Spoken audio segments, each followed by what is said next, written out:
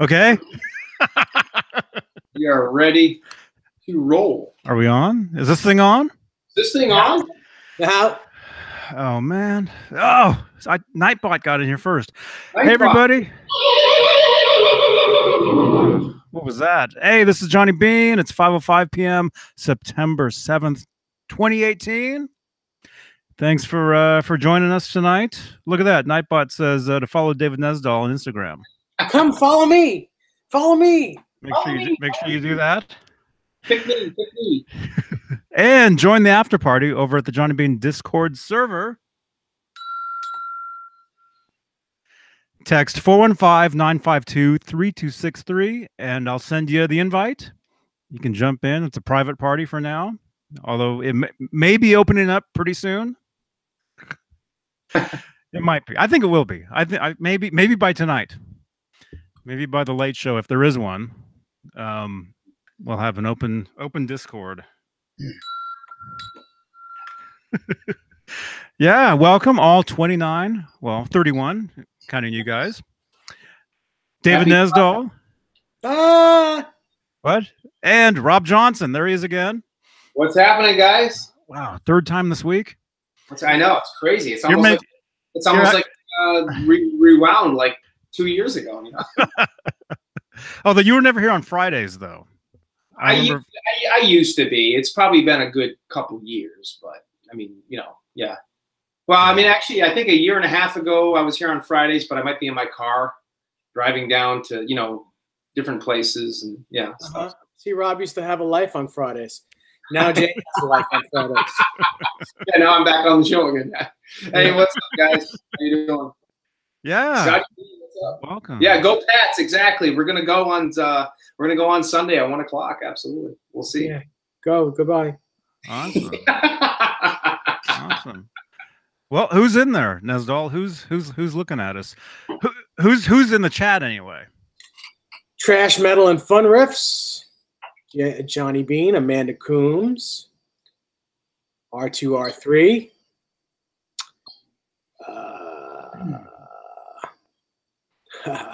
Jay's in there. Jay's in there. Ben Coombs. Jay, I don't want to hear about the Bears. Okay, Paul Mellard.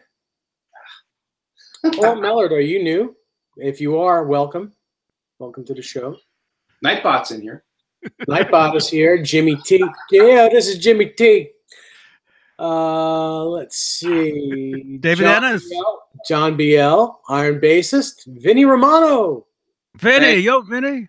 How you doing, Vinny? Guitar Girl. Hey. Hey, Barney's in the house. Scotty P. Barney's in the house. Barney's in the house. Larry Riker is here. Hey, Larry, great show the other last week with Johnny. Great show. I wish I was involved, but great show. I watched. Dave's like, thanks for the invite. No, it's all right. It's all good. Michael B. Like he wanted in like 2 minutes until we were about to end it. I remember that. Mike as himself is here. Matthew Stewart, Old Man Dan, John Parson, Dry Heat 480, 7/8, Jeannie Rando, Scotty P. Clayton. Clayton is here. Clayton, man. Good to see you, dude. And look at that. Jeannie says and 7/8 are both watching us, and they're both out somewhere. Yeah. Watching this. Marco's Images is here. Michael B is here. And Thomas Santiago.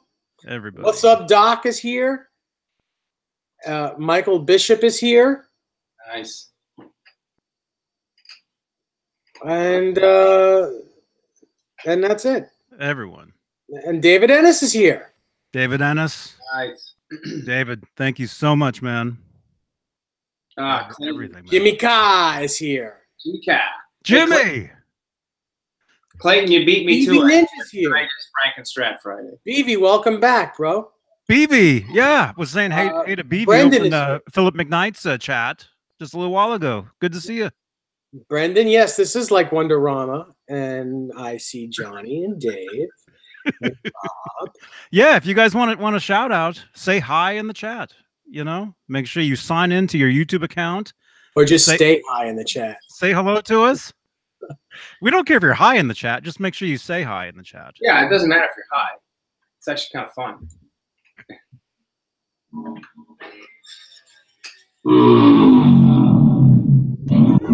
Oh, my stomach. Yeah, it's making me. Sorry, that's my chair again. My chair is acting up. Frank Corcoran is here. Frank Corcoran. Good to see you, man. Melody Maker is here. Hey, Melody. Gosh. My stomach, yeah. That's fun. Yeah. A lot of wrenches in the room. Well, you know. Damn wrenches. No, we need them. Trust me. I know. We need them. We appreciate everyone. Everybody. Yeah. So what's the latest since I saw both of you guys? I don't know when. Was you guys? I'm just now having my cup of Nick Thompson tea. Literally, this is my first cup of the day, and it's after 5 o'clock. Come on, Johnny. What's in that cup? Be honest. I'm honest. I don't want to spill it. Yeah, it's the tea.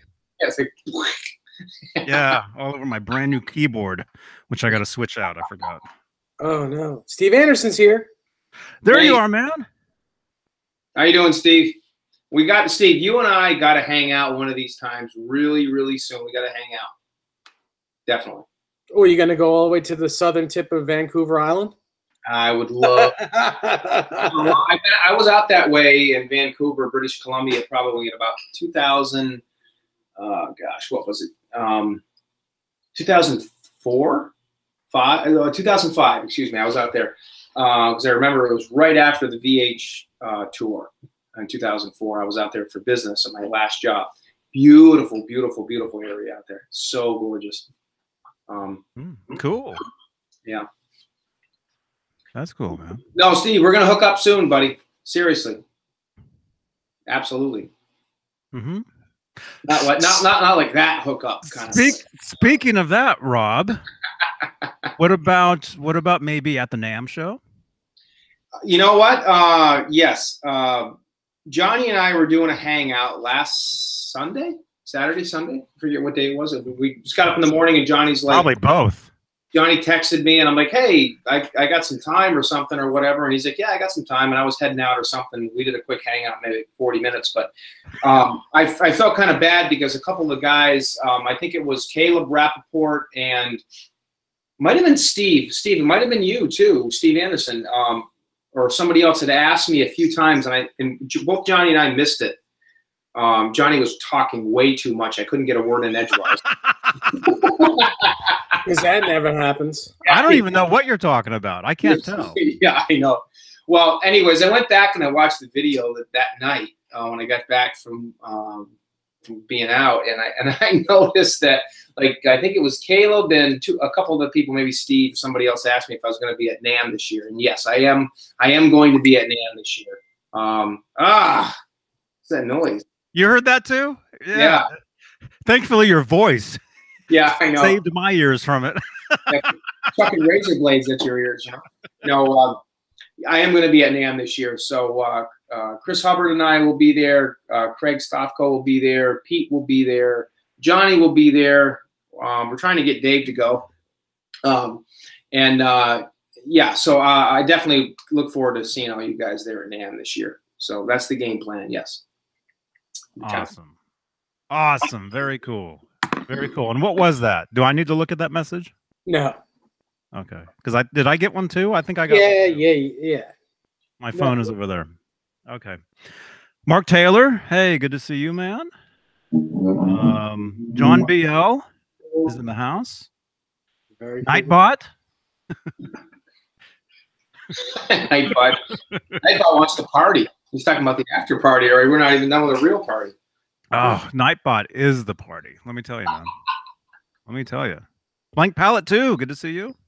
Scotty P says, "Hey Dave, just got the new PVHP2. Absolutely love it. Got Got it in perfectly set up, but I feel like the pickups are a bit too low anyway to raise the direct mount pickups. Yeah, just unscrew them. They come up a little bit. Mm-hmm. Do you think those have foam underneath them? Even if they don't, they fit so snugly in that in the Who you calling Snuggly? Snugly. Smedley. They fit so smedly in the pickup route that they should be fine. Mm-hmm. Mm-hmm.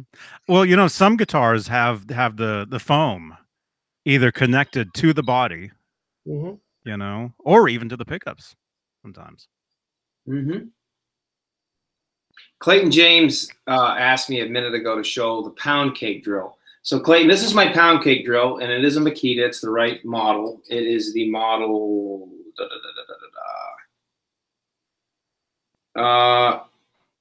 6012 HD, which is the model that Ed used. And I'm sorry, Clayton, it's not charged. Otherwise, it would go. But I was ready to hear that. Yeah, this is it. This is the pound cake drill. It's one of the versions that Eddie had. I've had this for a long time. It's cool. It is definitely cool. So it does work, and just needs just the battery is not charged. Mm-hmm. But how old is that battery? Or how recent is it? Well, actually, this is actually an old drill. It's probably back from the mid '90s when I bought it. So I think it's the original battery. Yeah, so, I had the same drill.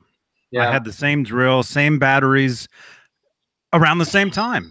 Yeah, mid '90s. That was my workbench drill. Yeah. And was it like that, Johnny, or was it blue? Well, mine was blue. Yeah, mine was the blue one. The way they actually look, you know. But I remember after a while, the batteries, they wouldn't charge anymore, so you had to get rid of them. And I had a hard time finding new batteries for it. I remember for some reason. Yeah, because they stopped making it. They stopped making that model. That's why. Oh, yeah. Okay. I guess that's. See, even I learned things on here, you guys. This battery will charge. It just doesn't hold a charge for very long. Like if I charge this battery for maybe an hour or so, it'll work for, you know, whatever I want to do with it for, you know, songs or messing around. But within about a day, it's dead. But I mean, like I said, I mean, it works fine for what I do with it. I mean, when I do play pound cake, sometimes I'll charge it up and mess with it, but mostly wall hanger. Mm-hmm. It does work. It definitely does work. So that's here's a question. Here's a question. How many times in the song Pound Cake did Edward use the drill? How many times do you hear him actually using it? Exact times of like in the same. How many of those? Yeah. Does anybody know? Do you? I don't even know. If you guys give me like a minute, I can try to figure it out. He's just got to leave to go play. Why would you ask the question and not know the answer? Well, let me think. Without listening, maybe can one of us figure it out? No, because it's long. It's more than that, and you got to remember he does it in a solo too. Mm-hmm. Yeah, he does it in the solo. It's hard. I mean, and he does it. He does it in a verse. You hear it in a verse as well. Mm-hmm. Yeah, like I want to say like 3 times within a verse, like tucked down. Yeah, it's hidden. Yeah, John BL should know. He says 6. He says 6. Oh, he's just guessing. That's got to be true if it's John BL. Although I think it's more than 6. It's more than 6. I think he does it at least 5 times in the opening. At least. Well, let's see. You can't play it. You can't play it. Okay. All right. Okay. You can't even play. Yeah, you can't even play just the drill sound from the record because we'll get busted for that. Okay. I'll check it out though. I'll definitely check. Although you could play a live version of it, not from the Right Here Right Now. If you have a bootleg of it, you could play that. But of course, he does it way more live than on the record because they would start the show like that. All right, let's just see how many times he does it in like a bootleg live version. Hold on. This won't take very long. I will find something very soon. Make sure it's an actual bootleg too, because I got busted for, for the thing Caleb played a couple weeks ago. No, it will be.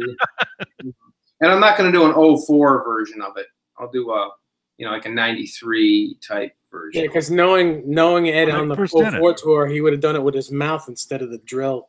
Okay, here we go. Like Hendrix? Here we go. Here we go. Mouth sounds. This is Japan, 95. In this country, and we want to thank you for being Van Halen fans for 15 years.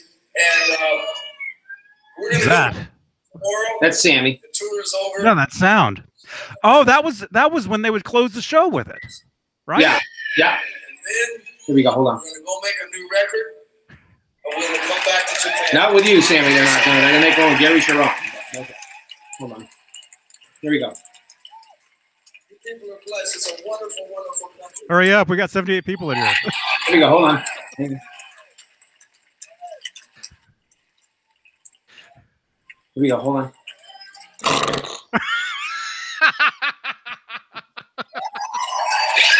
One, 2, 3, 4, 5, 6, 7, 8, 9, 10, 11, 12, 13, 14, 15. He did like 20 times right there. That was like 17 times total, yeah. Like in that beginning. Yeah. And then, of course, for the solo itself, there's what? In the solo? At least 5. Wham. Yeah, because he does it twice in the solo. But you said there's another hidden one? I never. Well, on the actual record, there is, yeah. Okay. I never. On the record, there's during one of the verses you hear it, like the first verse or something. Okay. Or the second. Maybe after the first chorus, maybe. Anyway, welcome everybody. We got 70. Well, I want to say 78. Even though it's 72. You can say 78, but it's only 72. Wow. But hey, welcome everybody. 73. Leave a thumbs up if you're digging this stuff. Subscribe to the channel if you're brand new. Our good friend Nightbot has some great links for you guys to check out. Yeah. And what is that? This is a Brian Davies. Good to see you. Cool new thing. Hey, Brian. Brian, what's up, Brian? Amanda, how are you guys doing? Okay, so some of you guys saw it on Instagram, and you guys saw the show back, the last 2 shows I've been on the last week or so. So I was, this was Dave's guitar. This was a Nick Amendolara guitar, a Donnie Ward build, and Nick painted it. One of the best Shark designs out there. Dave's had it for approximately about a year, and I loved my Shark that I had prior to this. I really did. And it's not really a guitar I play very often, but it's definitely one that I like. And, you know, I always wanted to have an accurate version of it. And I thought I did. And I did. But this one just is absolutely amazing. Blows it away. So Dave and I were talking about maybe 3 months ago, and Dave was thinking about maybe, you know, getting rid of it. Just wasn't one that he really played. And I'm like, wow, I'd love to have that, because I saw it and I played it maybe a year ago when he first got it, and I was just amazed. It blew mine out of the water. So I was able to get rid of mine, and was able to move forward with this one. And Dave and I met at JFK Airport a few days ago, and I picked it up, and it was a very quick meet because Dave and I couldn't figure out where we were going, but neither one of us could find each other. But we what happened there? Was it comical? Is it a funny story? Very comical. Definitely comical. Basically, Dave and I knew we were going to meet each other. We had an ETA at about 5:00 p.m. I was bringing my girlfriend's mom back to JFK to fly back to Russia. So Dave and I figured, you know, since JFK is pretty close to his house, we'd meet there. Well, make a long story short, we're both in the same vicinity of the area, but we're both trying to find the right, you know, terminals to meet at. And make a long story short, you guys are both in the same Uber and you didn't realize it? Yeah, it was one of those deals. Well, make a long story short, we finally found out where each other were. We met, and I took possession of this amazing guitar. And this is without a doubt the most incredible guitar for a Shark I've ever had. It's amazing. Nick did an amazing job. I was on the phone with Nick for about an hour and a half last night, and he was giving me some advice. The only thing I did to this guitar since I've had it from Dave is I I did put the harmonica bridge on it last night because I like that version. And I did something to the tuners, which I'll show you in a second. But this is an incredible guitar. It plays amazing. It's the right size, shape. It was designed off of an original Ibanez Destroyer.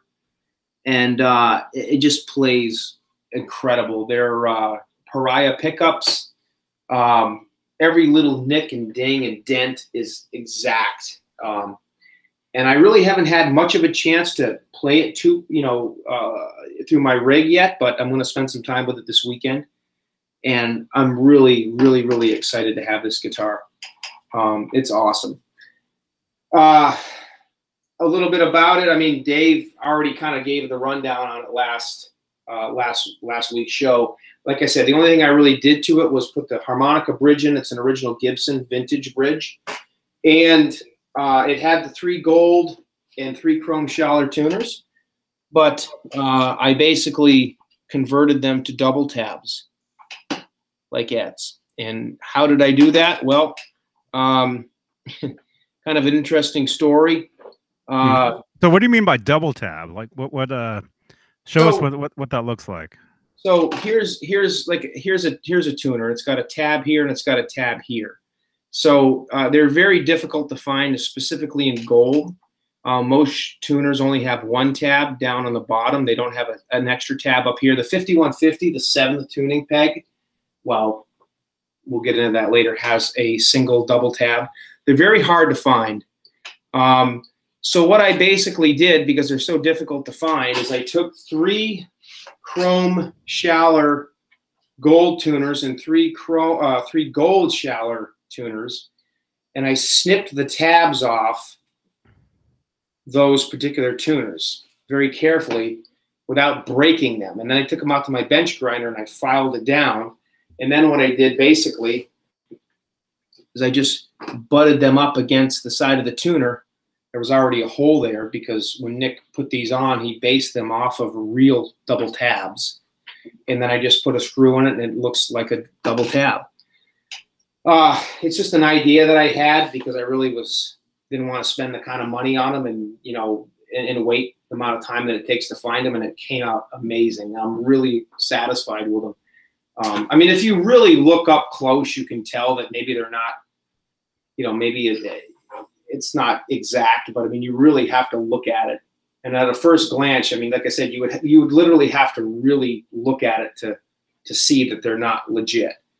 So for any of you folks, and there's a little tidbit out there for you builders that have the Shark guitars, that's a little trick that I came up with for the double tabs. You got to be careful when you snip them off. You got to use 2 pairs of pliers, and you can't just go ripping at it because you'll break them in half.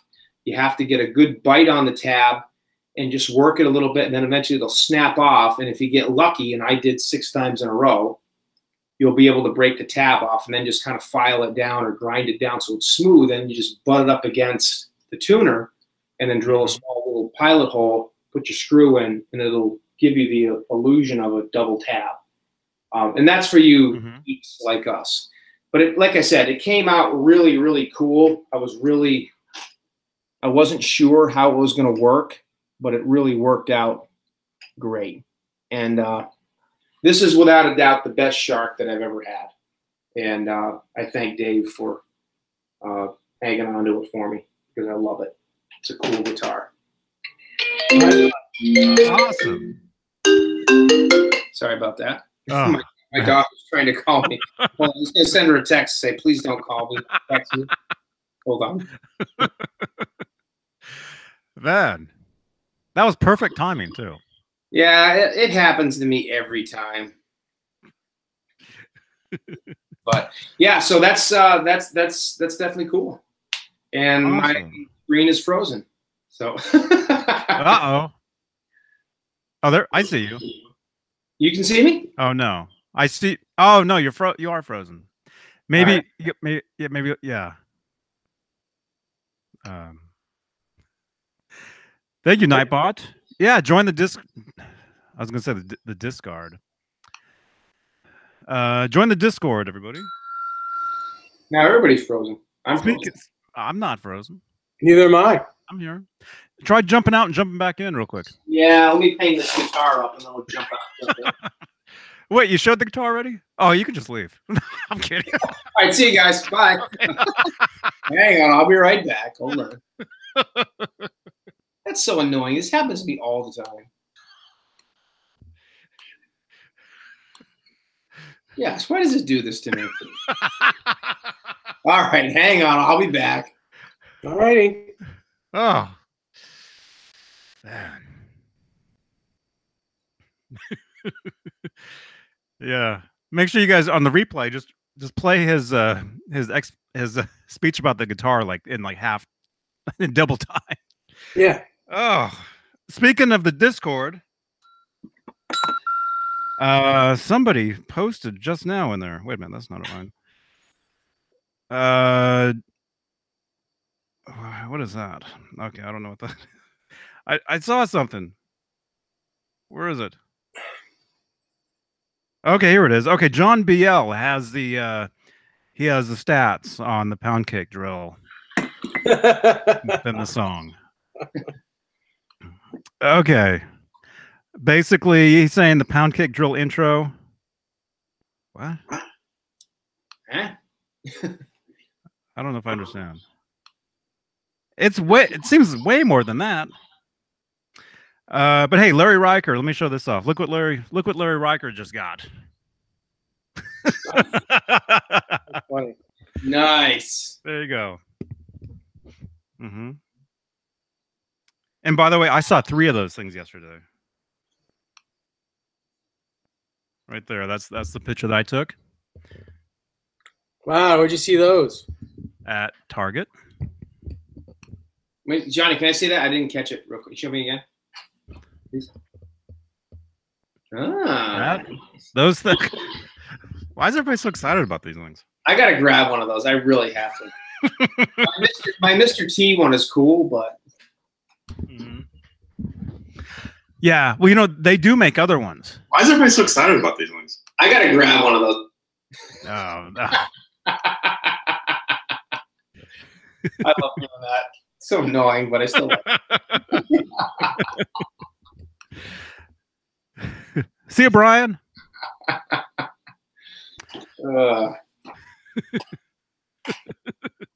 Dan Halen. Hey, man. Hey, Halen, what's up? What's up, dude? No, you're not watching a rerun. This is happening right now. All the way live.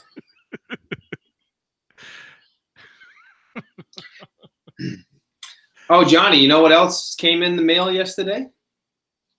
I can't unplug it because it's plugged into my rig, but the MXR 5150 chorus. Oh, wow, man. Yeah, I really like it. It's cool. I haven't had a lot of time to actually play with it. I've been kind of just messing around with it a little bit. I finally got I had enough time last night to actually get it set how it's gonna sound good in the rig. Mm-hmm. I took my PS6 harmonist and put it in my combo. I thought you were gonna say trash can. No, it's I mean, honestly, it's funny. The EVH 5150 chorus, I mean, I'm not going to say it blows away the PS6 harmonist because the PS6 harmonist actually has a detuned setting. But for some reason, to my ears, it sounds better for the sound that I like to get, for the wet dry wet system. Mm-hmm. Then I mean, it's very close, and the PS6 harmonist is absolutely a close second, no doubt. And I'm not slamming that pedal because I used that pedal for a long time now, probably 10 years, and it's been phenomenal. But the 5150 chorus, it just has that. It has a sound that it just works better with my rig. So, anyways, the PS6 harmonist, I kept it, and it's in my 50-watt 5153 combo, and it's my backup, my practice amp. But it's funny because I don't know. I guess this can generate a little bit of conversation, and you guys jump in, and you guys in the chat box jump in. But everywhere I see online, and Pete Thorne and all these other guys have done some amazing reviews of this pedal, and I love all their reviews. They're phenomenal. But some of the other reviews that I've seen from some other folks, I can't remember their names, you know, everybody seems to be pinging this pedal as a diver down chorus. And yeah, I mean, it sounds like, you know, it sounds like Secrets, and it sounds like little guitars, and it sounds like Pretty Woman, and, you know, you can get that sound out of it. But what I found is with this pedal, because the fact that it doesn't have a rate switch to it, a rate button, the speed kind of just runs at its own pace. It's got the intensity, the tone, and the volume. You know, I'll be honest with you, it's more of a, to my ears and to a couple of other folks that I've talked to that are really good guitar players, it's a great pedal, but to me, it's more of a detune sound. It sounds more like a detune. I mean, detune is a harmonized type chorus sound, right? But it's, you know, so it's all kind of the same, you know, tomatoes, tomatoes. But I'm hearing more of the Ed for Unlawful Carnal Knowledge balance sound out of this pedal than I am Diver Down. That's my ears. That's my ears. Hey, Jimmy Bakery. Good to see you. Well, hey, do you have a guitar plugged in? Can we hear you know, some of it? I don't have a guitar plugged into that rig, so maybe this weekend we can do another hangout. I'll demo it. I didn't have time to set that up, but how's 4 o'clock in the morning sound? Sounds good to me. I'll have the amps on standby. They'll be ready to roll. So I don't know if my fingers will be, but I'm not even going to bed tonight, you guys. I'll be up all night. You know, honestly, though, I mean, no matter what, I guess the thing I would say about this pedal, though, is now that I have it, whether you like Ed's older sounds or whether you like his, you know, the 90s era sounds, whatever you like, the pedal has so many different varieties of eras to my ears. So whether you like the Diver Down sounds or you like the Balance era sounds or you like, you know, the 84 era sounds, whatever it is, it's got an incredible chorus sound to it. And to my ears, it blows away any chorus pedal out there. But it also provides, like I said, a detune type sound. You just got to find that little sweet spot. Like, to me, I'm looking at the pedal right now, and that pedal, the intensity knob I have at about 10 o'clock, 10:30. My tone is at about the same. And then the volume is going to depend on if you're running it through an effects loop or whether you're running it straight into your amp. You got to kind of tweak the volume based off of what your master volume on your amp is, and just turn it off, turn it on, turn it off, turn it on, hit a chord, turn it on, hit a chord, turn it, and then just balance that sound. Once you get that set, that's going to depend on your volume. But you know, Johnny and I were talking the other day. If you take that intensity knob and you turn it all the way up, some people don't like that sound, but you get some really cool sounds out of it. You know, like underwatery kind of sounds. Johnny who? Johnny Lean. But it's an awesome pedal. I just can't say enough about it. I really liked it. And, oh, yeah, I can't wait to try one, man. Johnny, you got to try it. I got to get one. Dave, you going to grab one? Probably not.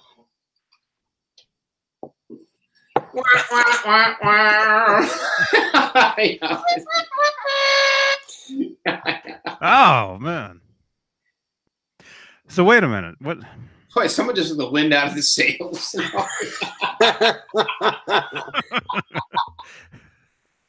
No, I mean, he hasn't had a chance to say a word in like 20 what's that, clam fingers? Nobody knows what to say anymore. We're like, Huh? You're sitting there talking the world about this pedal. Dave, you gonna get it? Probably not. Probably not. I was gonna say something. No, I want one. I got to get one. So there you go. But like the Johnny, I guess you're talking about or whatever the other day. What he was saying, I was talking to him. He was saying he likes the sound of that pedal turned all the way up. Yeah, it's cool. It's got some cool sounds. Absolutely. Mm-hmm. So, but what you're saying is you can kind of get like a Diver Down and a Balance tones out of that one pedal. Is that what you mean? Yeah, I mean, To your ears. to my ears, I mean, the way. All right, hold on a second. So the way that I'm running this, if you get an echo, it's only because I turned this thing off. So the way I'm running my rig, I showed this the other day. I got my PV 5150 here, my 5153 head here, and my other PV 5150 combo here. So that's my wet, dry, wet. So forgetting about my inline effects, my effects loop effects is an eventide time factor, and now the 5150 chorus. So basically, what I'm finding with that setup. Hey, Rob, do you like Van Halen? No. Man, look at that! You got pictures and everything everywhere. That's cool. Yeah, it's crazy. What I'm finding with the way that I have this rig set up is with the time factor. I have a balancy era kind of delay set. So I have, the pinging effect. Like I said the other day, I have one delay going to the left 5150 and one delay going to the right 5150, two separate ones. So with that, and when you adjust the intensity level on that chorus pedal, I'm getting I can get a balance era for unlawful counter knowledge type sound. Or if I back that intensity down a little bit and change my delay setting, and because I have on my time factor, I have some different settings. I have some Sammy era settings and I have some Roth era settings. So one of the Roth era settings I have has the delays set kind of like how Diver Down was, 84 was, Fair Warning. It has that type of like a slapback. Like a slapback. Like a real tight delay. Yep, kind of like a tape echo, like a what do you call it? That's what that sound is. If you guys listen to the main guitar and little guitars, that's like a really, really tight delay. Yeah. Like super tight. Well, it's like the tape delay stuff, exactly. The analog tape delay stuff. So when you set it like that, it's so tight. It's not even really a delay, but it is. Yeah, it's kind of like tight. It's really tight. No, but hey, Carlos. When you have that delay set and then you adjust your intensity a little bit, like Johnny said a second ago, you can get that Diver Down chorus sound. It's really incredible. But then when you adjust your delays and then you adjust the intensity on the chorus pedal, you can get that more 90s era, sound if you want. It's really cool. It's definitely got some good stuff to it. But you're adding another pedal to it when you get. Is that what I'm trying to figure this out? So for you to get the 90s era sound, are you using two pedals? Two delay pedals, you mean, or? Yeah. Are you using the chorus, the 50/50 chorus, and that eventide delay together? Yes, because you have to, because it needs to be in stereo. You need a stereo. You need a stereo out, or stereo ins and out. Right. The delays that Ed was using back in the early mid '80s was different than the delay sound he was using in the '90s. Like I said, I guess the easy, the kindergarten way to think about it is the slapback sound back in the '80s, the wah, wah, wah, wah, But when you get into the '90s, when he went to the wet, dry, wet sound, when he started using the eventide harmonizer and he changed the sound, whether you like it or not, it doesn't really matter. The sound that he got out of one side of the wet was bump, bump, bump, bump, and the side out of the other one was bump, bump, bump, bump. So when you have those two type of delays set, you get this huge pinging, you get this pinging effect. So those delays set to a detune type sound, chorusy kind of harmonized sound, give you that huge majestic-y kind of balance era sound. But if you, like I said, the nice thing about the eventide time factor, or the delay that Dave actually uses, they can throw multiple delays to different amps or tabs. So you don't have to just run off of one delay. You can get multiple delays. So that's what allows you to play around with these different types of sounds, which is nice. It's very cool. Okay, Dave left. Speaking of the balance sound that you're talking about, did you guys see the video that I posted in the Discord? Johnny, I'm missing something on this Discord because I go and I have like no friends on Discord, so I'm doing something wrong.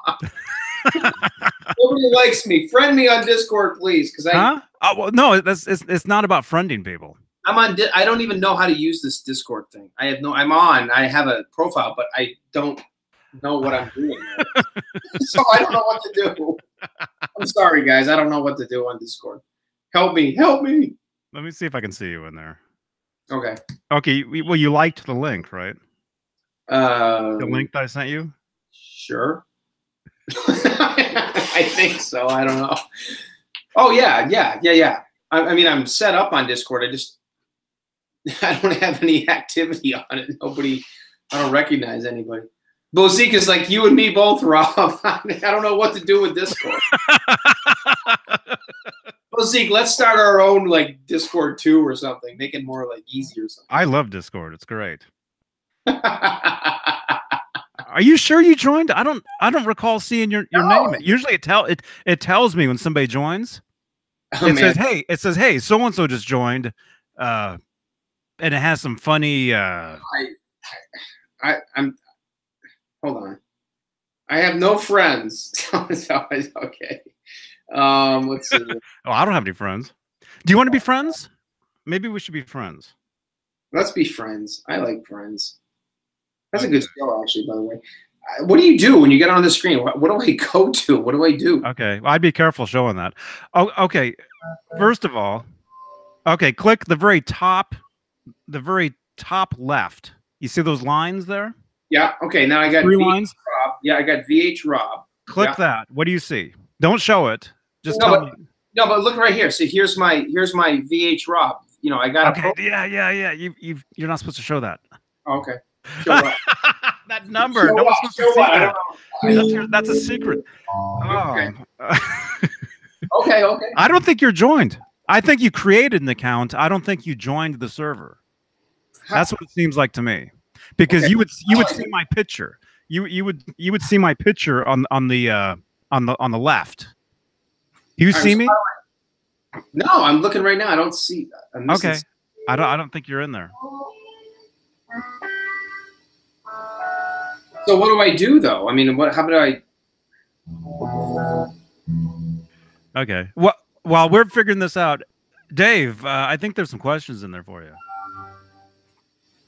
Let's see. Somebody asked Dave a question quick.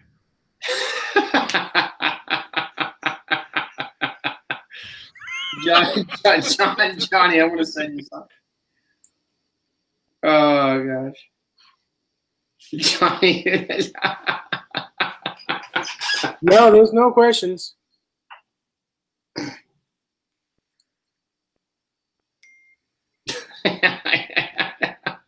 Huh? Yeah, you're not in here, man.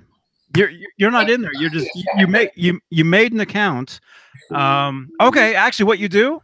Okay, the link that Nightballs keeps posting. Yeah. Okay. Click that link. Wait. No, there's no link.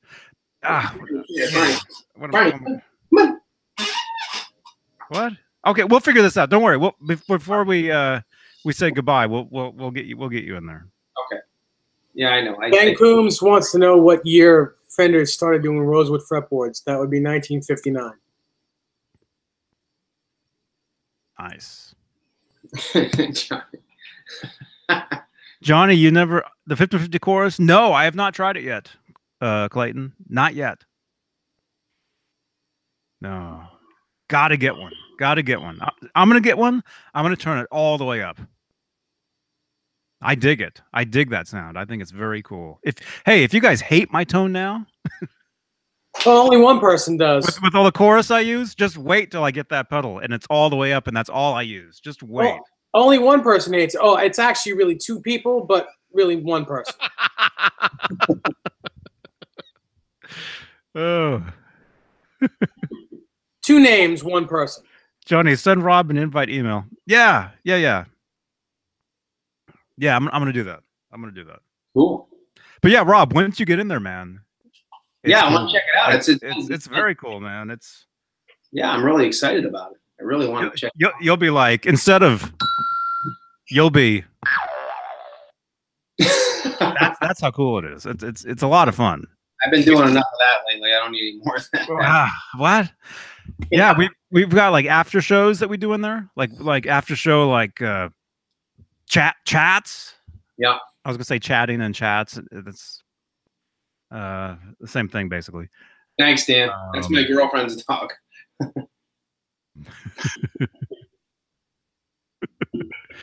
Yeah, there you go. John Parson has a question for you, Dave. Okay. Dave, with a German Floyd, you had said to remove the shim when mounting on a Wolfgang. Could you go over that again? Yes. Underneath these saddles is a shim. It's a metal piece. You have to loosen these screws right here, and you can shake the shim out and tighten the screws back up. It's just one piece of metal that's under the middle 4 shims, but you have to loosen like the low E string to get to them. You have to loosen 5 of the 6 saddles. Also, R2, R3 locking nut. When did Gibson Les Paul go to maple to mahogany? I don't understand. They went to maple necks. I would say in 68 or 69 with rosewood fretboards. But before that, they're all mahogany. Nick Horton says, does the blue MXR analog chorus get the VH 90s tone decently? To my ear, not so much. It's a great. Don't get me wrong. When we say this, the MXR, analog chorus, the blue pedal, that's a great pedal. It's a great pedal. It's got a great chorus sound. But what it doesn't really have is it doesn't have, to my ears, doesn't have that detuned sound. And in order to get that 90s era sound, if that's what you're looking for, you have to have something that has a detuned setting to it. That's where the Boss PS6 Harmonist really comes into play. Dave, myself, Pete, all of us guys, we've had that pedal for a while. That does a really good job of replicating that eventide, harmonized type detuned sound. Now, I'm going to tell you also, the MXR EVH chorus does a good job of that also, like we said a minute ago. But, that analog chorus is going to give you a nice chorus sound, but that's going to give you more of a diver down area. That's not going to give you the detuned sound that you're looking for if you're looking for that 90s era sound. Right. Dan Halen asks, Dave, I'm looking for a new soldering station on a budget.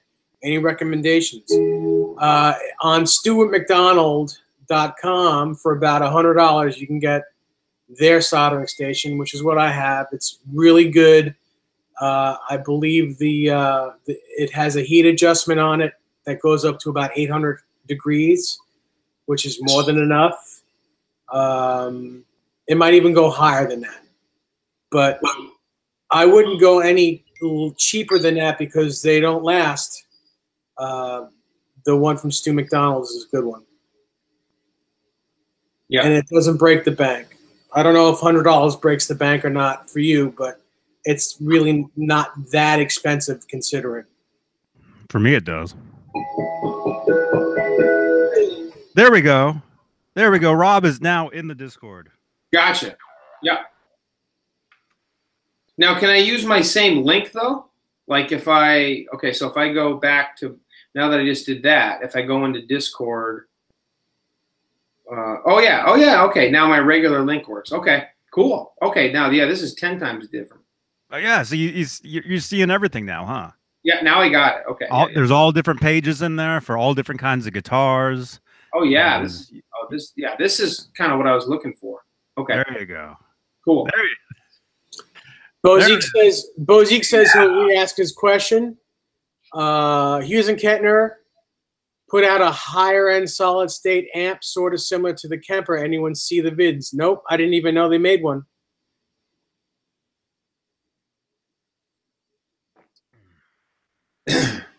I'll look into it. Ben Coombs, Dave, any repair videos planned? Nope. We're not going to watch you working on your car this weekend. There's not going to be a video of you out there washing your car with Daisy Dukes. All right, so just a little information. So in my neck of the woods, the new Shark guitar, the new 5150 chorus. And for those of you guys that follow me on Instagram and Facebook. I got a question, man. You know why I couldn't find you? Why? On Facebook? Yeah. Oh, yeah. Why? What was that? What was you know why I couldn't find you? This is. I don't know if I should even say this. Can I say this? Well, let me say. On Facebook. Huh? I'm trying. How can I say this?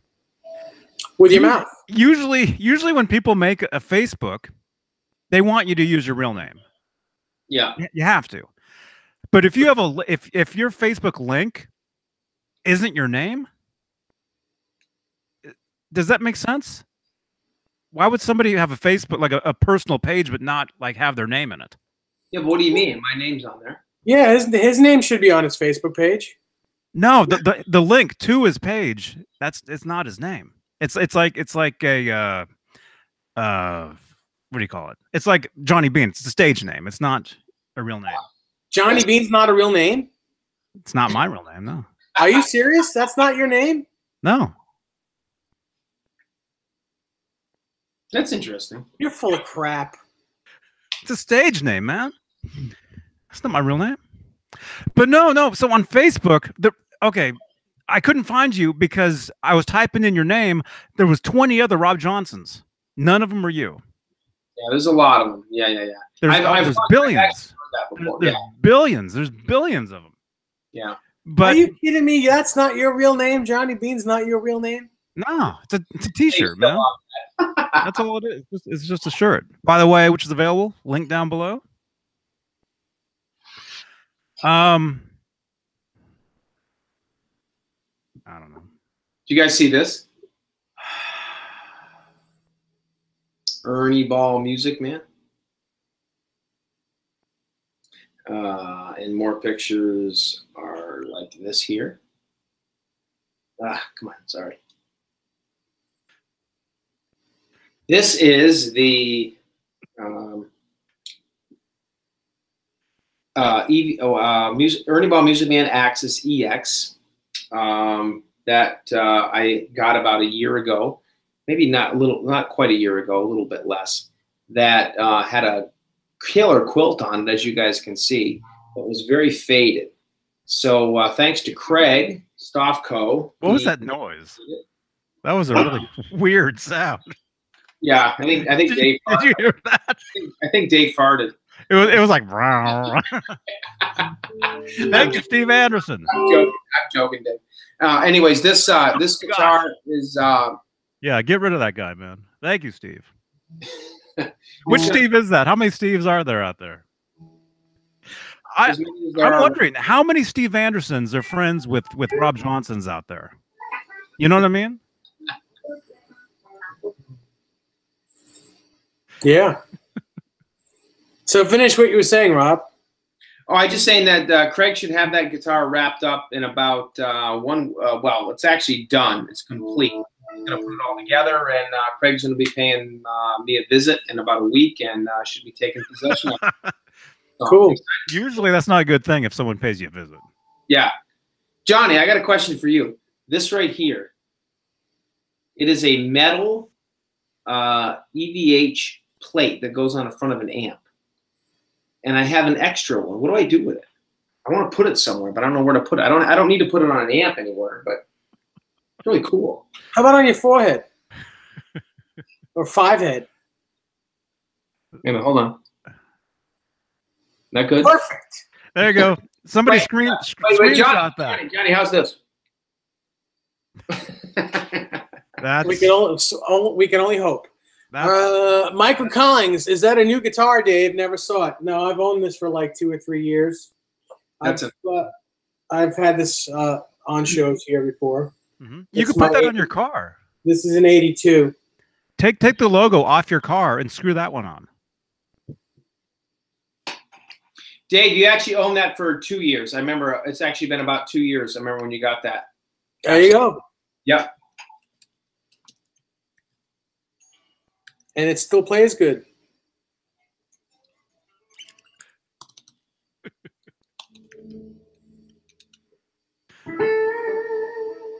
Yes.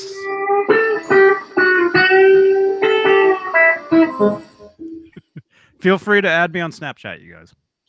Yes. 69 people watching at the moment. 38 thumbs up. Nice. Very nice. Hello, Douglas. Hey, Douglas. Who is Zach Thong? I never heard of that guy. Oh, he's been here for a long time. Yeah, he's been with us quite a while. Nice to meet you, Zach. I never saw that name before. That's awesome. I'm not laughing at you, Zach. I'm laughing at something else. Oh, I think it's great. I want to party with you, bro. Yeah. Douglas is not here. All right. Okay, I got a question I'm gonna ask you a question. All you guys out there. I want you guys, I'm gonna give everybody, this is a question. I'm gonna give everybody a very quick glimpse. You guys gotta tell us what guitar this is, okay? And it is legit.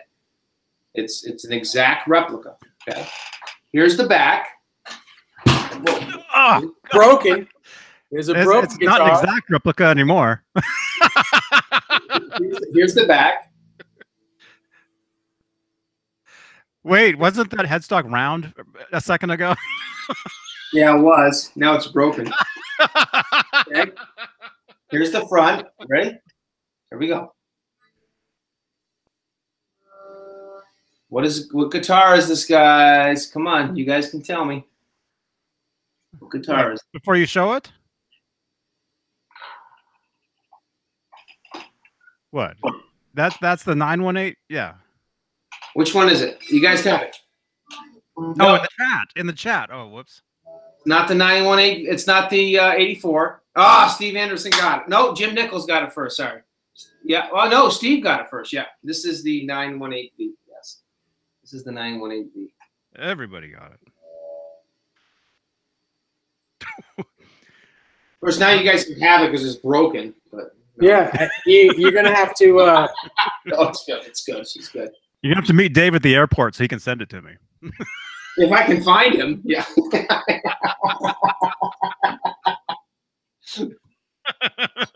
I don't believe that guitar should have a skunk stripe on the back. According to Scott Smith, it does. Hold on.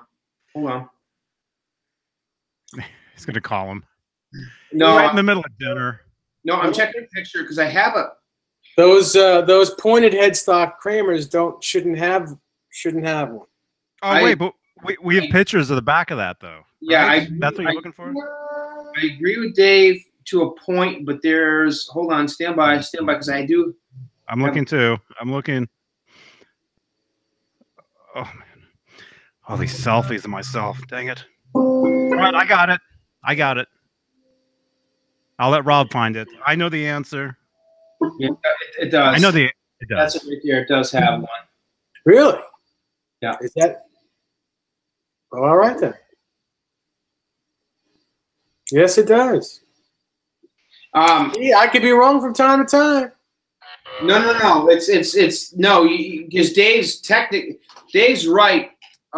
Most of those pointy headstock Kramer necks most of them don't have the skunk stripe. I think it was like the cheaper ones don't. No, Right. The cheaper ones, like the Aerostars and stuff. No. Even the American ones. My blue one is a '86 pointed headstock. Does not have a skunk stripe. Hmm. You know what's funny about this guitar too? There it is. Right. Oh, come on. Right there. Yeah. Oh, where are we? There it is. Right there. There it is. Uh-oh. You know what's interesting about That this was a guitar close one. too? This 918V replica I got that I did. This guitar, I had the body. It's basically it's actually a Focus body. It's not a Beretta body. So, but I mean, it fits the bill for the 918V replica. Obviously for the slanted, pickup and all that. But I searched and searched and searched for a pointy headstock, maple board guitar neck. I couldn't find it. And one day I got on Reverb and I was like, let me just type in Kramer guitars. Maybe I can find a Kramer guitar that has one. It was literally, I typed it in after like 2 months of searching. I had the body all painted. The body was literally done. I was just waiting for the neck. I typed in Kramer guitar. The second Kramer guitar I found this neck. Again, maple board, 80s era, pointy headstock neck, as you guys saw, with the skunk stripe on the back. Okay. Where do you guys see this? I can't even tell you what model Kramer this is. The guitar that it came off of. Where'd he go? Was this. This is the body that it came off of. It was called the Z2000 something or whatever. And the whole guitar cost me $300 on Reverb, shipping included. I couldn't have found that neck for $300. Seriously. And, it was just one of those deals. So I still have this body, left over that obviously I'm not going to do anything with. What are those pickups? Are those pickups? Duncan Design. They're Duncan Designs. Two single coils and one humbucker. Are they EMG style? They're EMG style. EMG passive. They're not like active passive pickups. They are passive. They are passive. Yeah, and that's what I used on my. It's actually funny you said that, Johnny, because I don't have a what do you call the? How big is that room? Oh, it's huge. That's the pickup that I used on my Ripley guitar. It's not a Bartolini. It's the pickup that was out of there. I just ground off the Seymour Duncan Design. So it's not a real, there's no battery in here. It's just fake. But this is my. There's a fake battery in there. Does that guitar even work? Oh yeah, it's all hooked up. It's just a single. It's just a single pickup. None of these knobs work. It's just single. It's basically a Kramer Beretta is what it is, because this is a Music Craft. So you use that guitar when you play Top Jim. Yeah, you Top Jim, right? Exactly. This is a Music Craft Holy Grail neck. It's the real deal, and this is a Chris Locke body. But the funny thing is, like I said, this neck literally cost me. The whole guitar cost me $300, and that's how I did my 918V. So that's how you find them. It's the strangest thing. Don't just type in neck, type in whole guitar, and you'll find it. Mm-hmm. Cool. Also, Nesdal, do we want to point something out? There's something in the chat. I don't. Are we talking about Nick Horton? I don't know. Let me look. Nick Horton says, Dave, do you know why Eddie's sound is higher and different on the US Festival compared to the other shows in '83? Okay, that wasn't what I'm just now hearing about that. Where'd Rob go? I'm just putting that guitar away. Okay. Before Rob explains that for 20 minutes. 25. Because he's got all the boots. I'm sure that's maybe we should. I don't know if we want to look into this. What? Michael Collins said something, and I don't know if you want to look it up and see. Well, I mean, it's burned into the chat, I guess. He's saying there's a counterfeit EVH Wolfgang on Reverb, and he just wants us to let people know so they don't fall for it. Is that the one that's the relic one? There's actually a bunch of them. They're selling their relics. And they're not you're bidding on? No, because I got the real. I got one. the whole guitar for $3. No, you can tell they're not real because they won't show the headstock, but they're all relic, and you can tell they're not the real deal because the pickups are swapped in the neck, like Ernie Ball Music Man's. Mm-hmm. They're basically black, white, black, which is not how the EVHs are. Quilt top. He's saying there's a counterfeit quilt top maple EVH Wolfgang on Reverb, just posted 2 hours ago. So, Rob's gonna go buy it. I gotta let you guys know that's not a real Wolfgang. So just to let you know, it's not real. Did you see it? So it probably sucks. No, I didn't see it. I'm just saying. If you want to look it up, I'm looking for it. Well, I know a lot of those counterfeit guitars. They're just crap. Yeah, they are. You can always tell because the Floyds aren't real. They're fake Floyds. And they've got the route. They've got the route underneath. Right. They got the big fat route that goes underneath the screws and everything. Yeah, which those didn't. Fat route. Imagine being called a fat route. You fat route. Fat route. Oh. And then what else? I don't know. What about the why is the tuning on the US Festival higher on the guitar than all the other? I mean, as far as I'm concerned, it's because of the way it was recorded. It should be exactly the same. Yeah, all the recordings that you see, all the videos that you see of the US Festival is taken from someone's little video camera. It's not Pro Shot. I mean, are we saying that the US Festival is in standard tuning? It's not dropped down a half step like most of the Roth era stuff? Because if it, like Dave said, if it is, I think that's basically because just the way that it was recorded. I mean, all the Roth era stuff was always down a half step live, not always on the album. There's like Diver Down in 1984 has some standard tuning stuff. I forget which songs it is. I think Drop Dead Legs might be standard. I can't remember. There's definitely some stuff on 84 and Diver Down that if you play to the album, it's tuned standard. But 90% of the Roth era stuff on the album, 90% on the album and 100% live is always tuned down a half step. They only started tuning standard when Sammy came in, except for the song 5150. But so I'm thinking that if I'll have to listen, I'll have to play along. Maybe tomorrow morning I'll play the US Festival. I'll try to play to it and see what it is. But it's got to be because it's just the recording itself. I don't know. What do you think, Dave? That's what I'm thinking. I think it's just the recording. I mean, Johnny, you and I have been doing the bootleg stuff for years. I mean, remember the Pasadena Civic Center stuff back in '77? Remember the one that was really like slow, like, slow? And then they did another version of it, like I think it was called Civic Pride or something like that. That was like the standard. There's a bunch of them. Yeah. You know what I mean? Yeah, a lot of live recordings back then. Not so much nowadays. Everything now is digital. Right. But back then, you would have people recording. Where's like a little on like little tape players, and everything was from cassette. Right. You know, back in the day, and cassettes are 10 times out of 10 not normal speed. Right.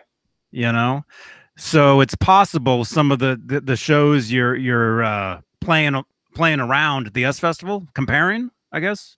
I forget who asked the question, but it's possible a lot of those shows are slightly faster. Right. You know? I mean, you can take any of those shows and listen to them, and they'll all be. Where's Alan Garber? This is his territory. Yeah, they're all slightly, you know, a few cents off from each other. They all are. I would say none of them are probably in the same tuning. Right. Because of the tape, not because of the show itself. That's what I would think. Yeah, I agree. And, you know, I mean, that was happening right up through the 90s. I mean, I still have some, it's kind of funny. I was listening to it the other day while I was working out. I was going for a jog. And I have a, you know, everybody knows one of my favorite Van Halen eras is the Balance era. I just love that sound. That's my personal preference. Not everybody agrees with me, I know. But I like it. Yeah, I mean, you and me both. I mean, the Balance era was the first tour that's with Sammy, and the last tour with Sammy, basically, before he came back in 04. But it was the first tour with Sammy where they tuned down a half step. 5150, OU812, Right Here, Right Now. Those tours and most of the albums were all tuned standard. And the Balance album itself was tuned standard. But when they went live in Balance for the first time, they went back to the older Roth days and they tuned down. Maybe it was because Sammy's vocal range, I don't know, whatever it was, I don't know. But when they went live, they tuned down. So if you listen to a live recording in Balance, everything, if you play along to a bootleg, you're going to have to tune your guitar down a half step. But I have a bootleg Irvine, California, which is in the later stages of the Balance tour. I think it was October. So it was towards the end of the tour. Right. I saw them here. I saw them. You saw them? Not Irvine. I saw them in Mountain View, which would have been like literally like days before or after that show. Okay. Yeah, it would have been in the same few days. Exactly. It would have been October-ish, 90. Was it 95? 95, yep. Yeah. But out of the blue, this one recording that I have that I got, like you said, Johnny, came off of a tape, and I transferred it to CD years ago, and ultimately now it's on my iPod. So it's, you know, it's online. It's whatever you want to call it, MP3, whatever. That is literally, it's almost standard sounding.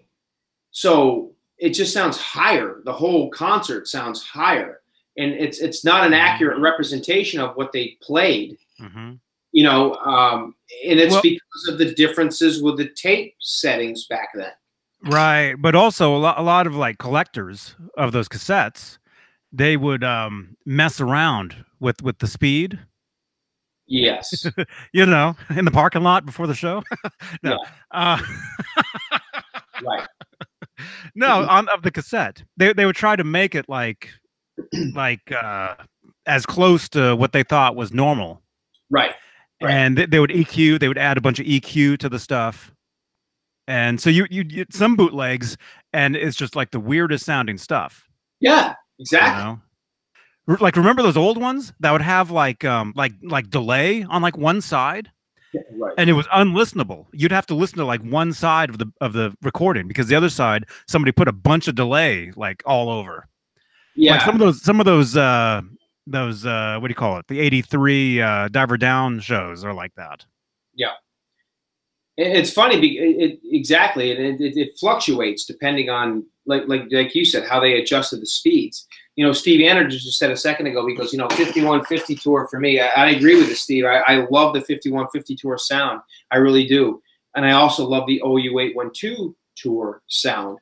What was interesting is if you listen to the song 5150, which is one of my favorite Van Halen songs, one of my favorites, love playing it, love listening to it, just brings me back to that day, even to this day. If you listen to that song on the album, it's tuned down a half step on the album.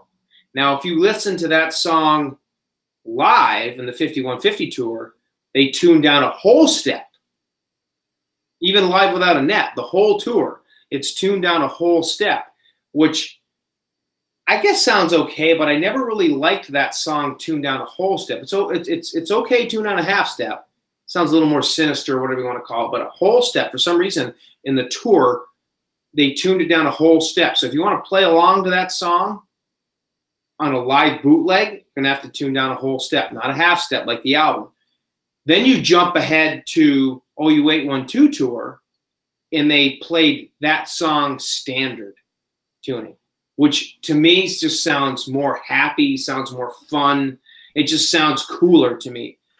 5150, the song, sounds the best to my ears tuned standard. I just love it the way it sounds. So if you guys listen to a OU812 tour 5150 song, it'll be tuned standard. It's faster. It just rips. It's cool.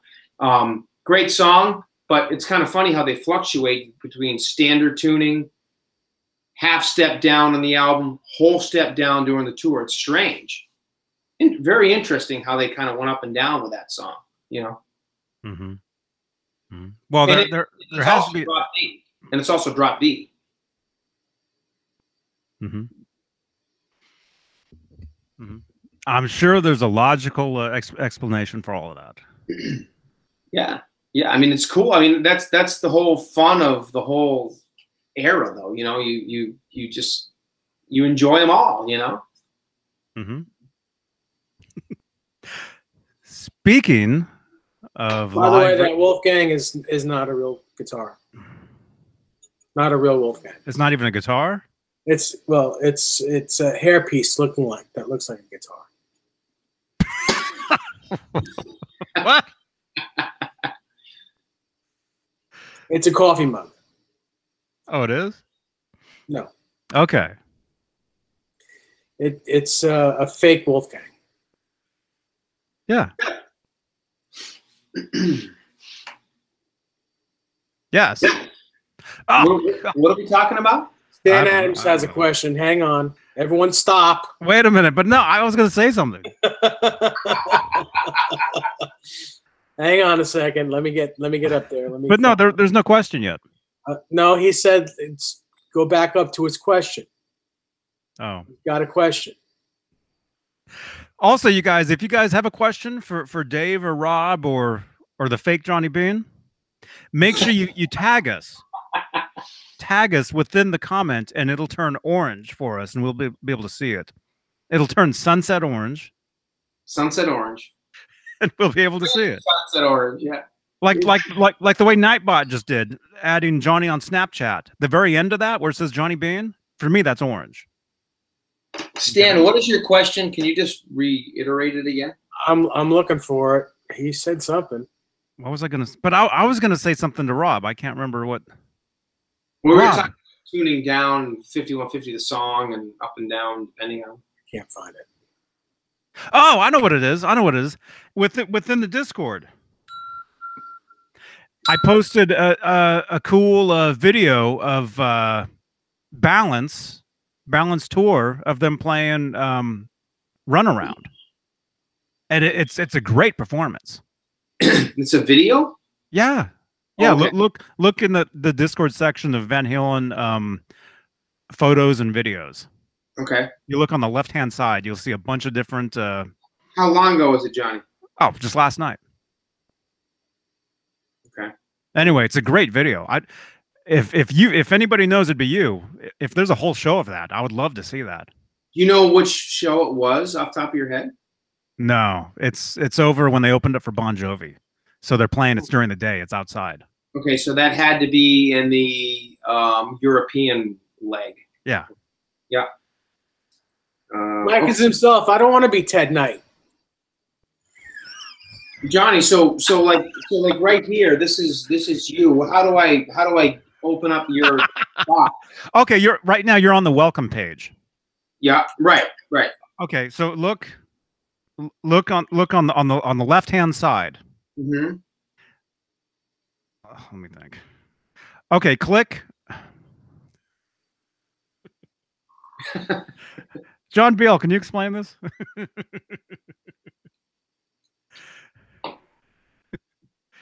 Wait a minute.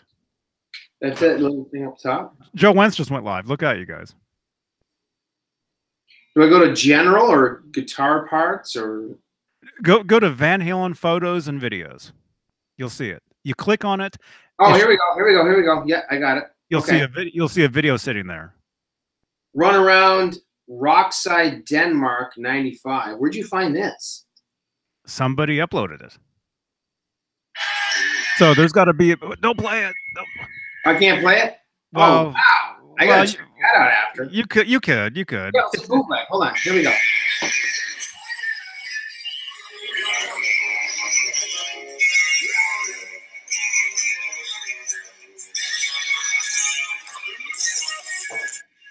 That's awesome. Did Sammy just kick Eddie in the ass? Oh, I missed those days. It's cool footage, huh? And if you look in the back, look, there's Rudy back there. Yeah.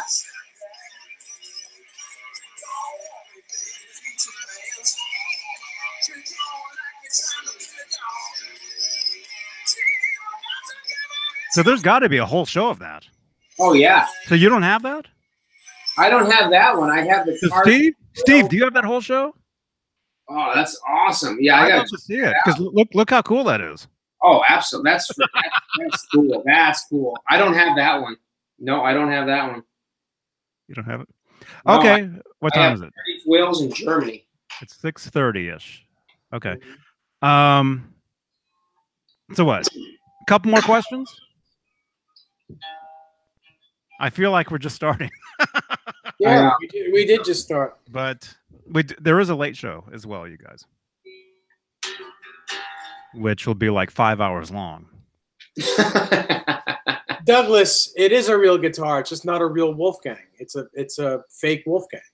Yeah, but it's I'm sure it's not a good guitar though. No, probably not. No, don't even. If anything, I would probably report it. You're going to report the guitar? What did it do to you? All right, here's a question. All right, guys. First one to answer. Which guitar is this? Which one is this? In the chat, right? Not us. We can't answer. Yeah, in the chat. Come on. You make it too easy, dude. I know. I'm trying. And Steve, you can't answer. Steve, stop. No. Which guitar is this?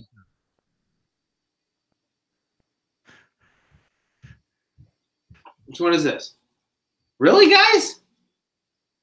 Steve, okay, Steve, go ahead, answer. There you go. Okay, there you go, Steve. Yeah, it's the hot for teacher. And here's the part that Dave hates on this guitar. He hates this part right here. He hates it. He hates it with a passion. Mm-hmm. I mean, I don't really. Well, there's only like one or two things in the world that I hate, and they're people, but they're all the same person. One is Johnny Beane. No, I don't even hate you, Johnny. That's not my real name, so you can't hate me under that name. Okay, here's another question. Who knows, and this is apparently from the last photo I've seen, is still on this guitar.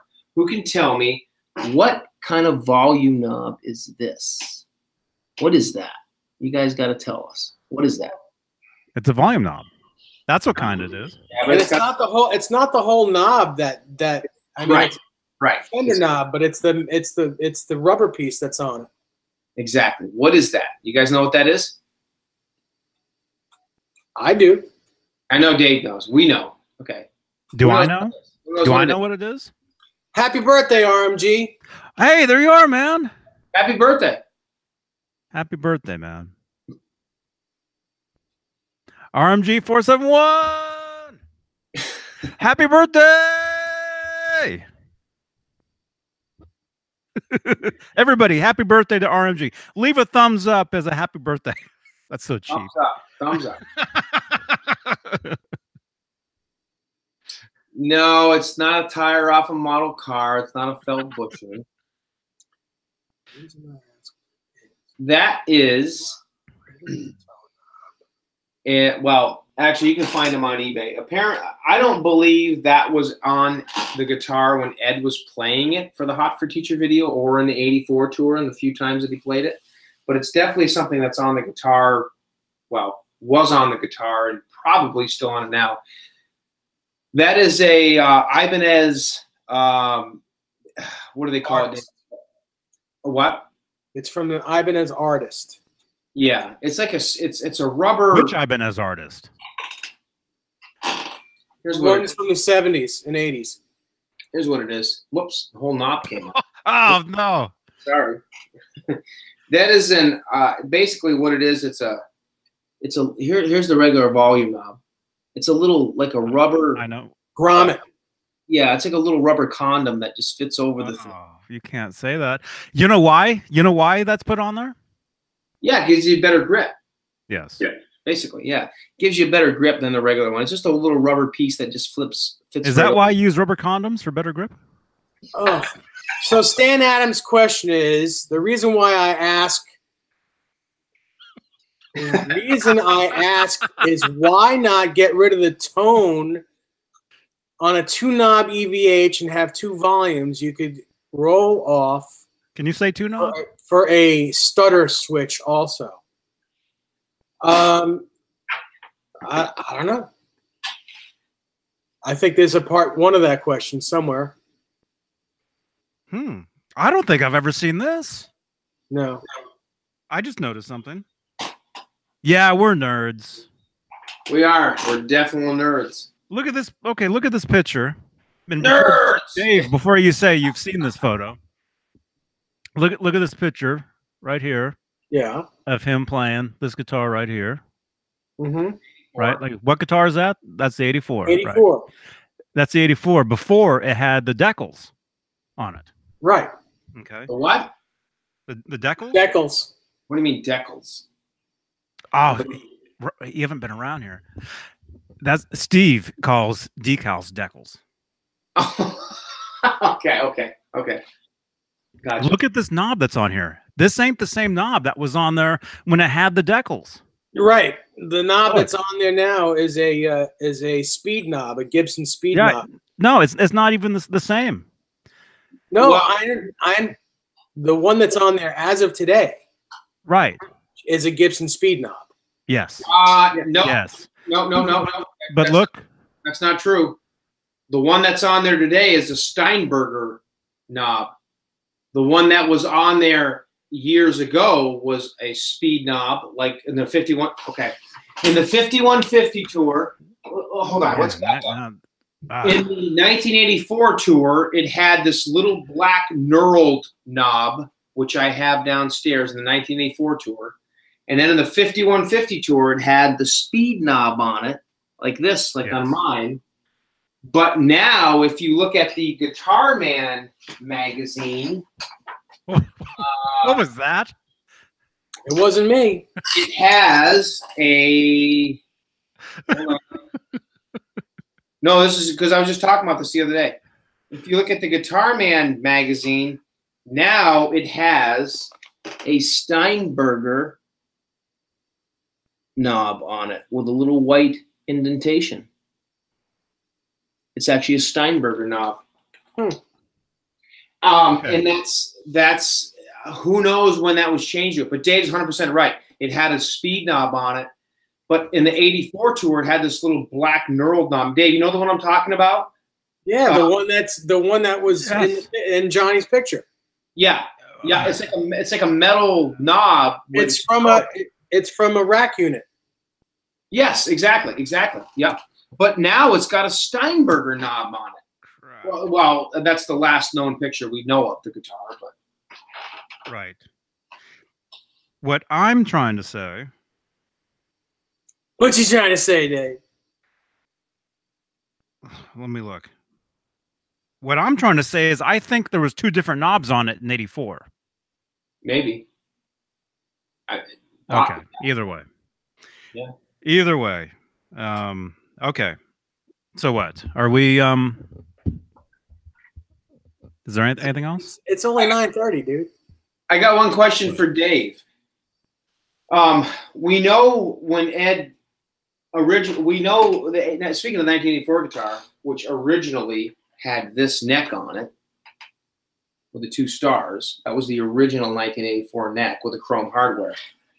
They put it on. Ed took that neck off and put it on this body, which is the 85 hard rock guitar. Do we know, Dave, why maybe Ed, you know, when he put then he ended up putting this neck on it for the 5150 tour, which is similar to the 5150 neck. Why did he change the Floyd to black? Do we know? Any idea? The only thing I could think of is it's the one he had laying around. It's one that he had laying around.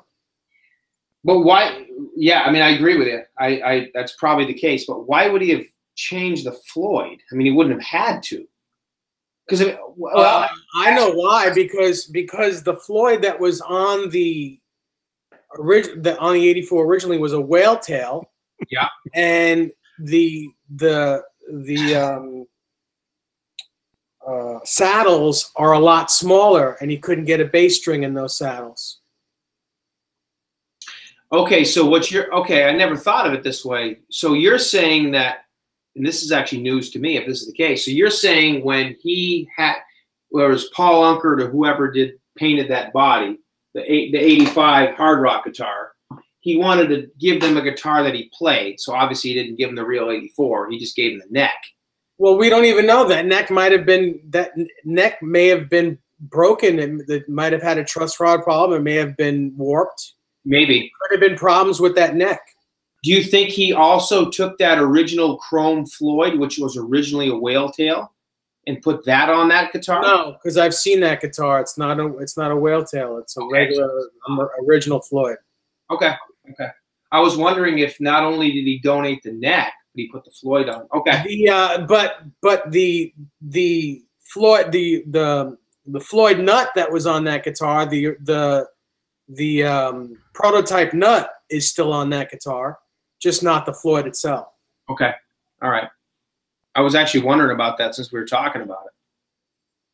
Because that's always been one of my favorite guitars. I mean, the 5150 is obviously my favorite, and then the 84 has been, you know, one of the other ones that was one of my favorites. And I always loved that original 2-star neck it had with the chrome hardware. But then I also loved, you know, the 5150 era neck with the black hardware. But I always wondered why he would have put a black Floyd on that, because he. Jim Nicholas has a good question. He says Dave Nesdall or Don Johnson know if Ed has any other touring guitars with black Floyds on them. Touring guitar? It's possible. I don't think so, but it's possible. I'm sure we haven't seen every guitar that Eddie, you know, we certainly haven't seen every Kramer Eddie's ever owned. So it's possible he did. Yeah, I'm not aware of any touring guitars. I mean, there's, yeah. I mean, just because we've seen what we saw doesn't mean that every guitar has been taken out of the collection. Right. You know, they only take a certain amount of guitars out. They don't take everyone out. Right. Yeah, I mean, he was a chrome Floyd guy, whether it was because of the tone that he got or because of the look, I don't know. But yeah, you know, and that brings me back to what my question was. I wonder why he had that black Floyd on that guitar. Interesting. Definitely cool. But yeah, I'm not aware of any, Dave. Actually, if you go to the Guitar Man magazine right now. Yeah, but it still doesn't show every guitar that he's had. Right. It doesn't show. It doesn't show anywhere near every Kramer he's had. Right. There are hundreds of striped Kramers that Eddie's owned. Right. And every Kramer that I'm seeing in this magazine, other than the Steinberger Kramer that he had, you know, this one right here, every single, which those are all black. Every one of them is chrome. The only black Floyd is the 84 Kramer. Interesting. Mm-hmm. Yeah, this is the only one that I'm aware of. You're talking tour guitars? Yeah. Yeah, tour guitars. Yeah, because the Black Ripley has a black Floyd. The Black Ripley does. There's pictures of him. So does the bowling ball. The bowling ball has a black Floyd on it. There you go. Yeah. And I think there's pictures of him with. There's a Wolfgang with a black Floyd too. Which one is that, Dave? I believe it's a red one. Huh. Oh, are you talking about the 07 tour? The 07 tour? I don't know. I'm sorry, the 12 tour. Oh yeah. Yes. 12. Yep. Yes. Yep. 2012. Yeah, right here. Yeah, he's right. Dave's right. Now, this is the Wolfgang that I had a copy of this. It wasn't the real one, obviously. But, yeah, in 2012, he had a Black Floyd on it. And then in 2015, even though he didn't play it live, he actually had a Chrome Floyd on it with a black bar. Mm-hmm. Really quickly, RMG, check your Facebook. And really quickly, there's this guy right here holding this guitar right there. Mm-hmm. Yep. So, but is that actually his guitar, or is that a guitar that he? Is that a guitar that he? Just took a picture? Probably just. I mean, it's just for the catalog. Right. Probably just a catalog guitar. But now Dave has to get one of these. No, I have one. You have one? Look just like this? Yeah. Just like this one? Yeah, exactly like that one. Man. You haven't seen it? I want that shirt. Look at that shirt. That's cool. That is cool. It kind of looks like the Dice shirt. That's... The 80s are back, you guys. They are. Wow. Yeah. Eddie actually had a lot, he had a lot of photos of himself taken with Black Floyds on Kramers. How about that? Ask him, he shall receive. Dave, is that an 80s? Sort of. That's. What do you mean, sort of, dude? This is in 1984 Kramer Beretta. That's an 84? Yeah. Okay. Well, I mean, the one he's holding looks white. Well, this was white until it changed color. That picture was in 1984, dude. Yeah, that's a cool guitar. I mean, so that guitar was this color originally? Yes. Yeah. It was white. Like, I mean, that's white. Yeah. Yeah. Man. Yeah. They changed colors. Yeah, that's a cool guitar. Dave, is that guitar still for sale? No, this is mine. Okay. Do you have any more of those? No, you can't have it. How many in the back? Desiree, check the stock room. How many?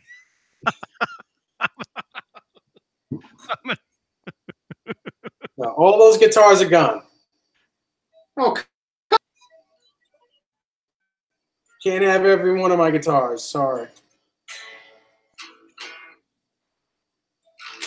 Very cool. If this one was for sale, it'd be a lot of money because it's an 84. No, that's the real deal, no doubt. Anthony, do you want me to show this? Well, I don't think Anthony's even watching this. Anthony just sent me a message of a guitar that he's making. Huh? Wait a minute. Oh, check this out. I'll show this real quick. Here's a guitar that our friend Anthony built. There it is. Check that out. Cool. That's cool. Look at that. Yeah. Right there. It's like a Frankenstein style guitar. And for those of you that didn't see, Anthony made this. And we're telling Michael that there needs to be a T-shirt. There needs to be a T-shirt of this. This is something that he made and sent. That's awesome. That's awesome. That's so funny. There you go. And since we're talking about 80s guitars, here's about the ultimate 80s you can get. Rockinger tremolo, purple pacer, maple neck, and dun dun dun dun dun dun dun. Look at that. Lawsuit Strat headstock with gold crown head. Godos. Oh no! Wait, what? Why does she always do that? I don't even touch my phone, and she's doing that. You know, Dave. Here's the address for.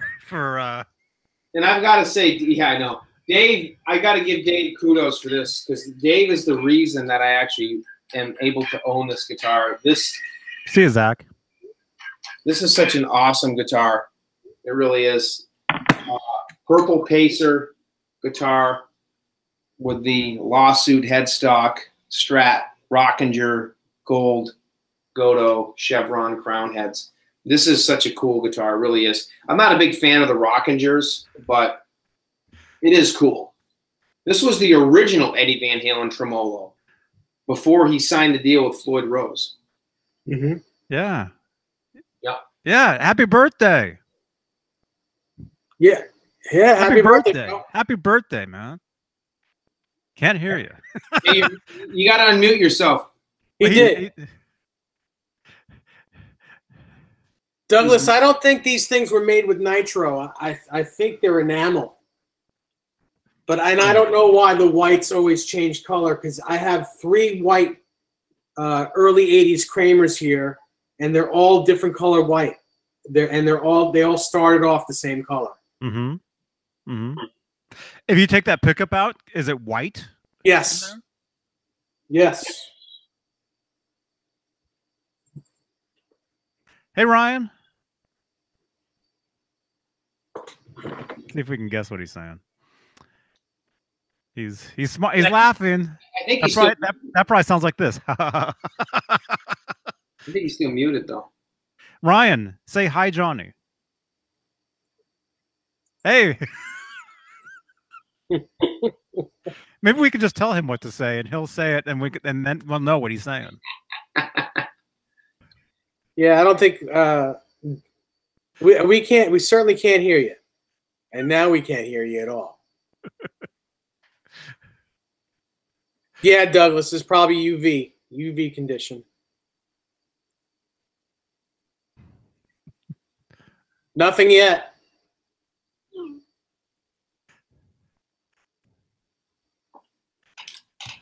Dave is texting. What, you guys are texting each other? No. Desiree's texting me. She's in the bedroom. Yeah. Are those texts? You gotta unmute him though. For some reason, why is he muted? Can you go up? Hey Ryan, can you go up to the top of your screen and just hit the mute? It should unmute you. Yeah, you're muted, but like when you talk, your little box at the bottom of the right shows mute. Michael James, no, I should be getting that green EX back in about a week. Craig's going to be finishing it up.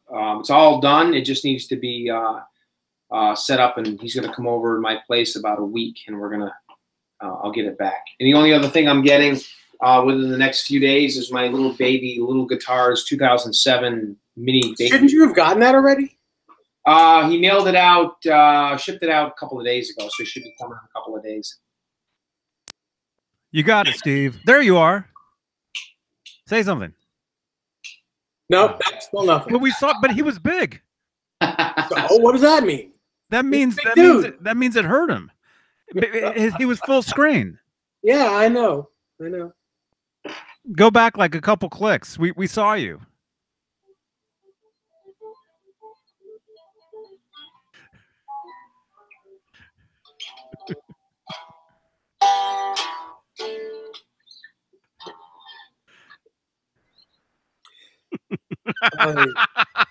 Seven over 8. He was big. He was big. He was big. I saw him. How big was he? He took up the whole screen. My God, that's big. What's big? that means that means that it hurt him. That's the only way. That's the only way it showed him, because you can't present yourself, or can you? Oh, there he goes. Can you present yourself, Dave?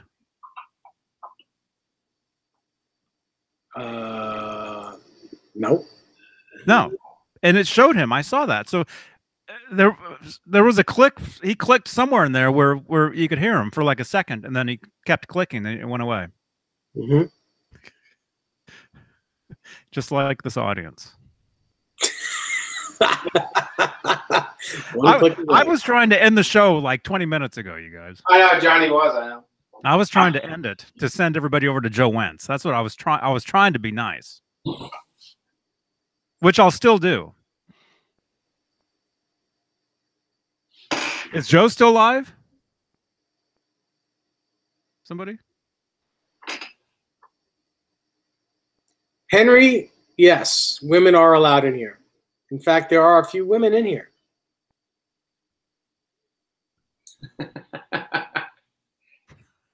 Never mind. Huh? He says on here. I don't know what he's talking about. On here, I mean in here. In here and on here. In here. Joe is live? Okay. Well, at least Ryan made an appearance. That was kind of cool. I mean, it was nice to see him. We couldn't hear him, but yeah. Yeah. He did say he wanted to come on for a minute. Well, yeah. He didn't say what he wanted to talk about. He just wanted he just wanted to be here. Well, happy birthday, man. Is Joe at Arby's? Live at Arby's?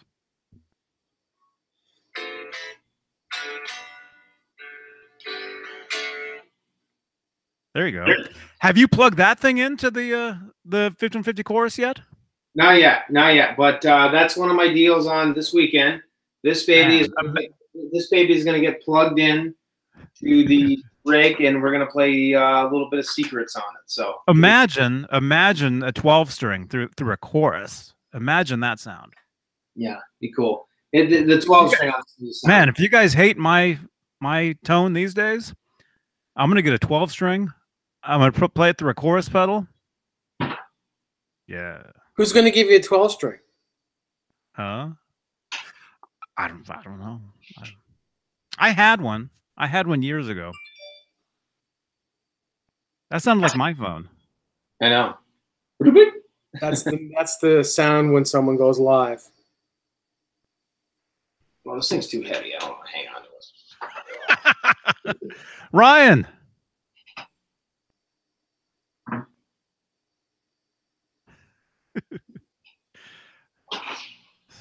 I gotta be back here in like 2 hours. Broken Change says, Dave, why was ESP allowed to make almost exact copies of the Kramer 1984 in 1990? I've never seen a Kramer 1984. I don't really know. What about those those ESP like Star guitars? I mean, I think, just like everyone makes a Fender Strat copy, I think as long as you say licensed by, whoever the originator is, I think it's okay to do. I think you just have to say it's licensed by someone. Yeah. Huh? No, you have to pay for that. Yeah, you don't just. It has to be licensed in order to do that. In order to, you have to get them to grant you to be able to use that likeness, and that's what that means. Licensed by. Ryan, everybody act like you're. Okay, how about now? Dave, can you hear me? I can hear you. I hear you now. Oh, no. All right, you need me to turn it up? No, we're good. I got you now. Right on. Good to see you guys. Long time. Hey, happy birthday. Thank you. I appreciate that. Yeah, happy birthday. Man. Where's the echo? Yeah, I hear the echo too. Ryan, does that mean it was a year ago today that was your last birthday? Really? It had been just about a year ago, yeah. Remember last birthday? Part of it, some of it, yeah. Oh my goodness. Hey, Dave, I was asking you in the last live event about the American Original Fenders. Yeah. I've that's the 50s Telecaster hanging up there. I went ahead and picked one of those up. That's a very nice, very well done guitar. Mm-hmm.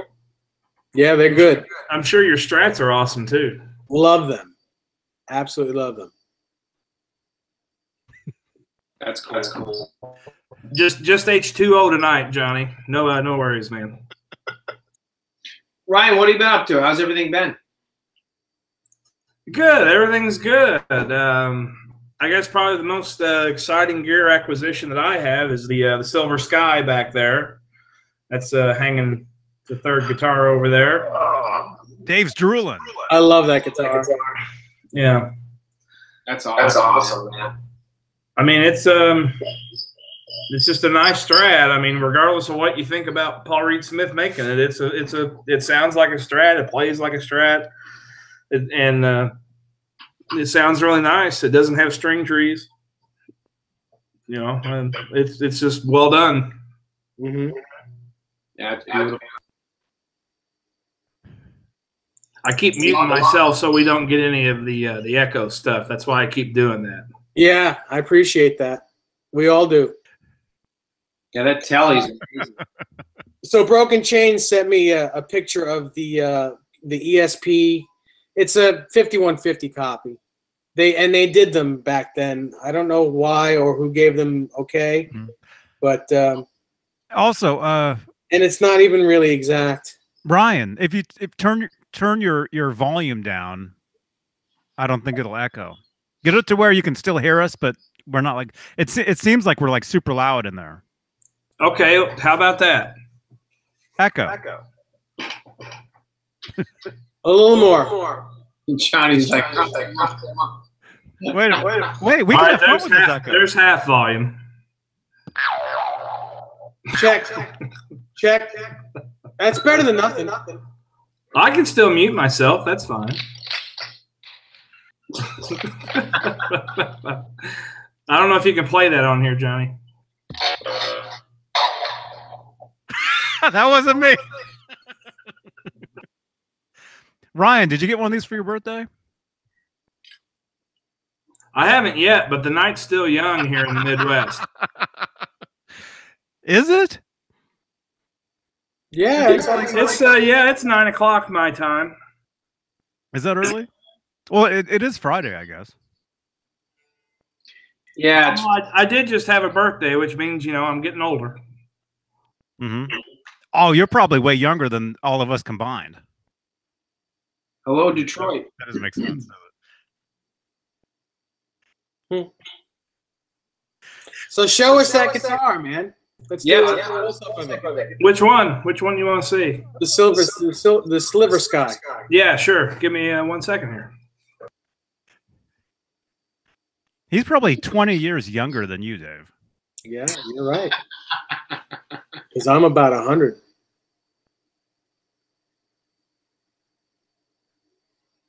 I think him and I are close to the same age, though. I think we're close. I'm 32. I'm not afraid to say it. Oh, you're way older than I am. So let's see. Me too. I'm only. There's your saddle. So that's like the bent steel, old school Fender style saddles. Wait. I can control the volume from here. Okay. And if you'll notice, it's got the grooves in the actual bridge plate for the intonation screws to slide back and forth in. That's kind of a nice touch. Yeah, they don't move. That's perfect. And then I'm going to have to do some acrobatics here so I can see what I'm doing. Normal 5-way switch, of course. It's got the bigger PRS-style switch tip on it. Volume, tone. The second tone is wired to the bridge pickup. And if you get right up on the pickup, you'll see that it's inscribed 635JM. There's like a raised plastic inscription on there that tells you what version of the pickups they are. What kind of knobs are those? Yeah, they tooled them just for this guitar, so they haven't been made before. Oh, nice. But if you look, it's like they're not as deeply they're not as deep. Like the sides of them aren't cut in as deep as what Strat knobs are. They're a little smoother, I would say. Yeah. And then on the back of it, there's no cavity cover, and the holes have not been drilled for the cavity cover either. So I've set this trim up to float. From the factory, it's actually decked, but I've set this up to float. And then on the neck plate, let's see here. You got Silver Sky, John Mayer model, and then a graphic of his signature there. Nice. Did you know John Mayer? Did you know he sings love songs? I never heard Amos's actual songs until last night. The only song I'd ever heard him play was he covered was it Message in a Bottle? Was it? Yeah, and it's a good cover too. That's the only thing I've ever heard him do.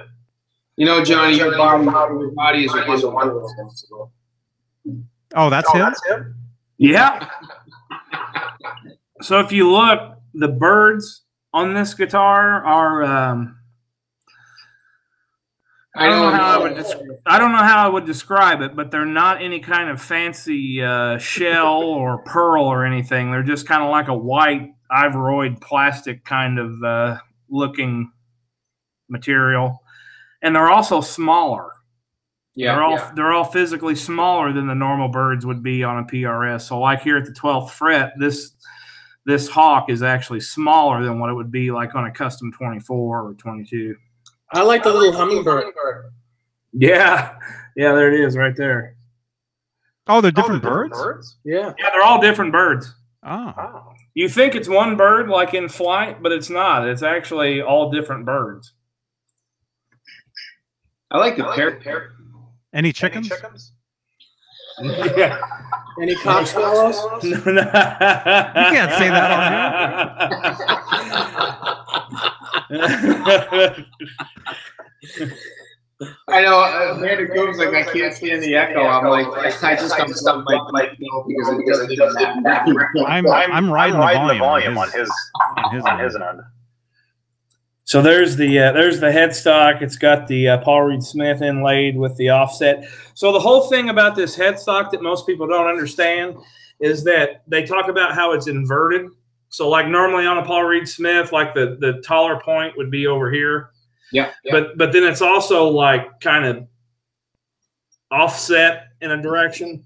The reason they did that is if you take your hand and cover up right here on this guitar and you do the same thing to a Fender Stratocaster, that's exactly what the bottom of the headstock on a Fender Strat looks like.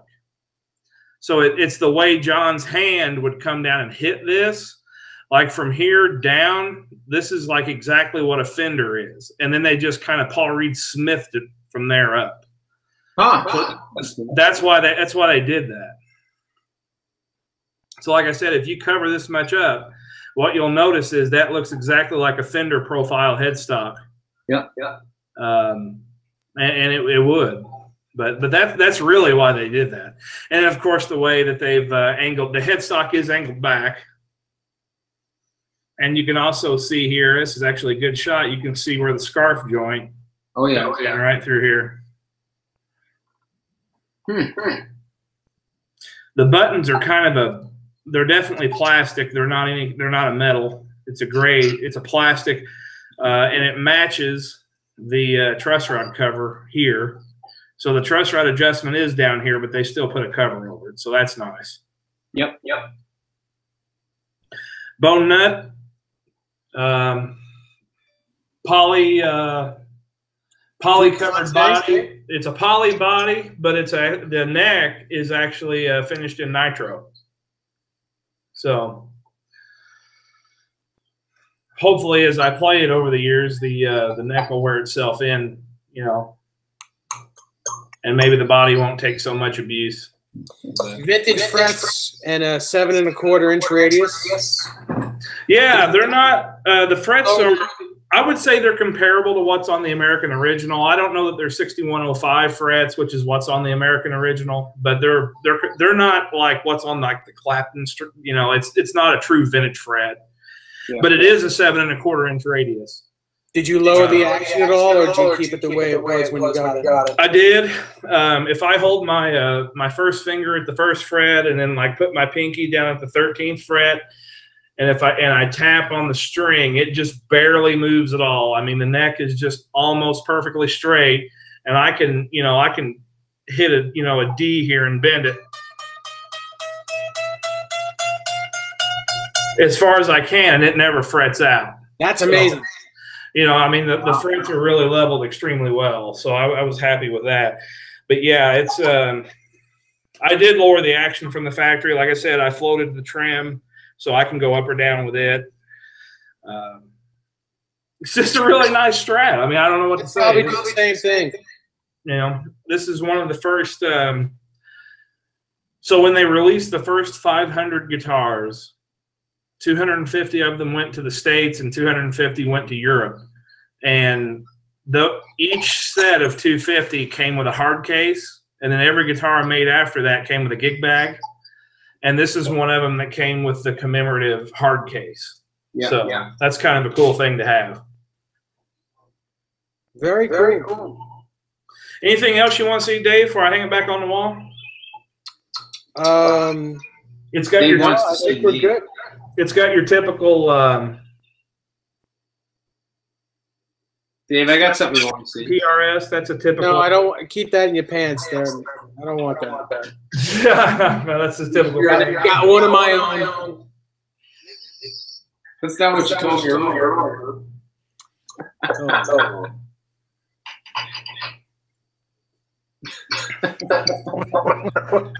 I'm sorry. This is one thing that is different.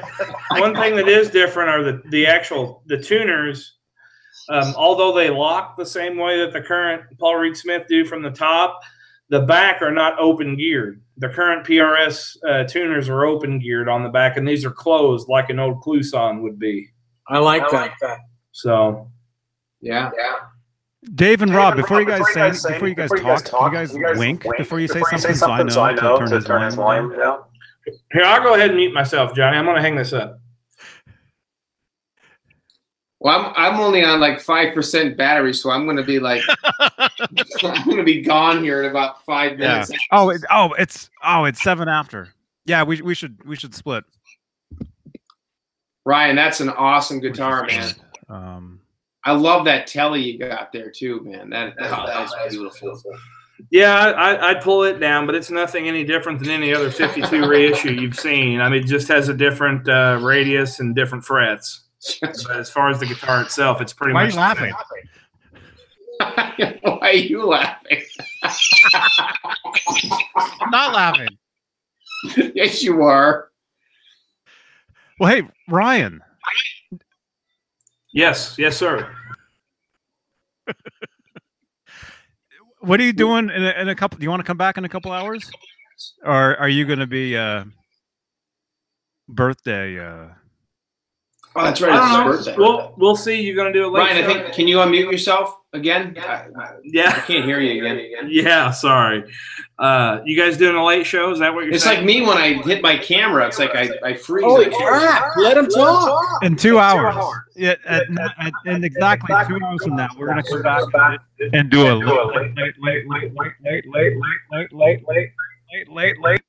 late show. You're welcome to come back, but you got to control that echo, otherwise.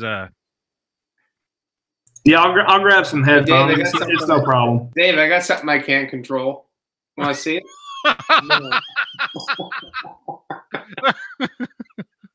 Your mouth, right? Well, that too.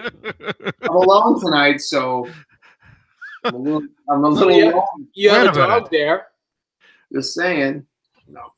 Just saying, you got a dog there. Use Barney. Come on, Barney's too small. I'm very.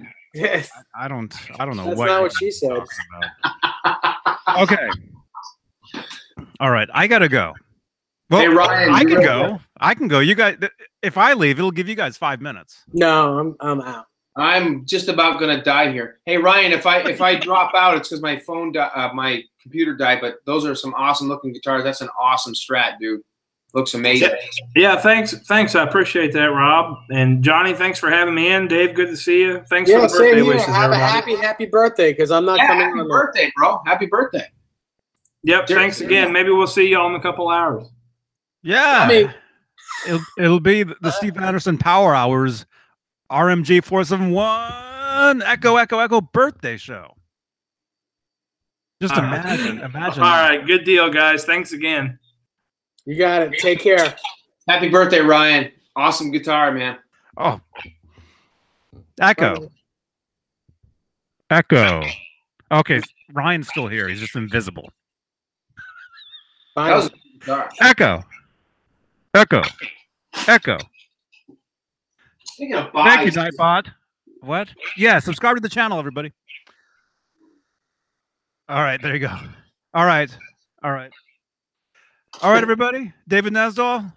Hey. Happy birthday. Happy birthday, everybody. Happy birthday. yeah. And we'll see you guys in a little under 2 hours, or probably 2 hours exactly, for the Steve Anderson Late Show. Steve has some stuff to say, and you're all going to hear about it. So come back. And what? Any last anythings? Yeah.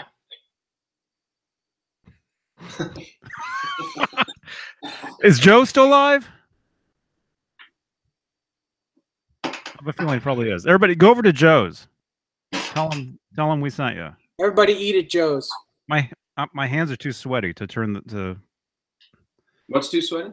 My hands. I can't even get into my phone because my hands are so sweaty. That makes no sense. I'm sweating. Why? Oh, here we go. Man, you've been here the past 2 hours. You tell me. If I drop out, it's because my computer just died. But well, Zeke, thank you very much. Everybody, thank you very much. Yes. Okay. It says that we're live. Okay, Joe is live. Everybody, Johnny Beane TV, come back here in 2 hours. Everybody, all 48 of you, go over to Joe's. Okay, where's the link? Can somebody post the link to Joe's video in the chat? Yo, I might jump over in a little bit. Somebody. Yeah. Okay, real quick. I want to send everybody over to Joe's house. Well, let me get the link. Or somebody, please put the. Let me try to grab it.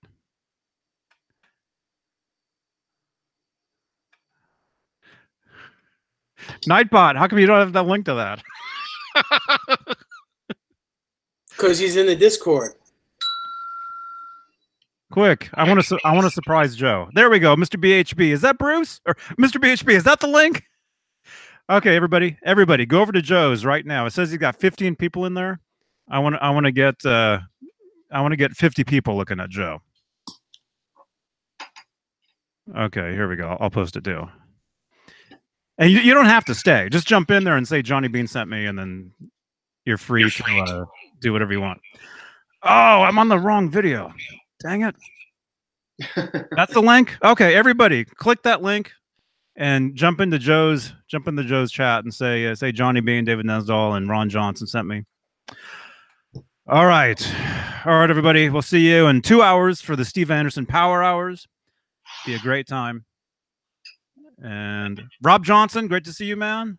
Good to see you guys. I'll see you in maybe this weekend or next week. Awesome. Dave Nesdall. Yeah. Thumbs ups. Yeah. All right, everybody. Screw you guys. I'm going to Joe's. Yeah, everybody, go to Joe's. I'll post the link in here as soon as we jump off. There's Howie. All right, we're gonna go do our W, and then be back. All right, everybody. I'm jumping out, you guys. I'm actually leaving. Bleh. All right, Johnny Beane TV. Come back in 2 hours. Go to Joe's. Bye. Bye, guys.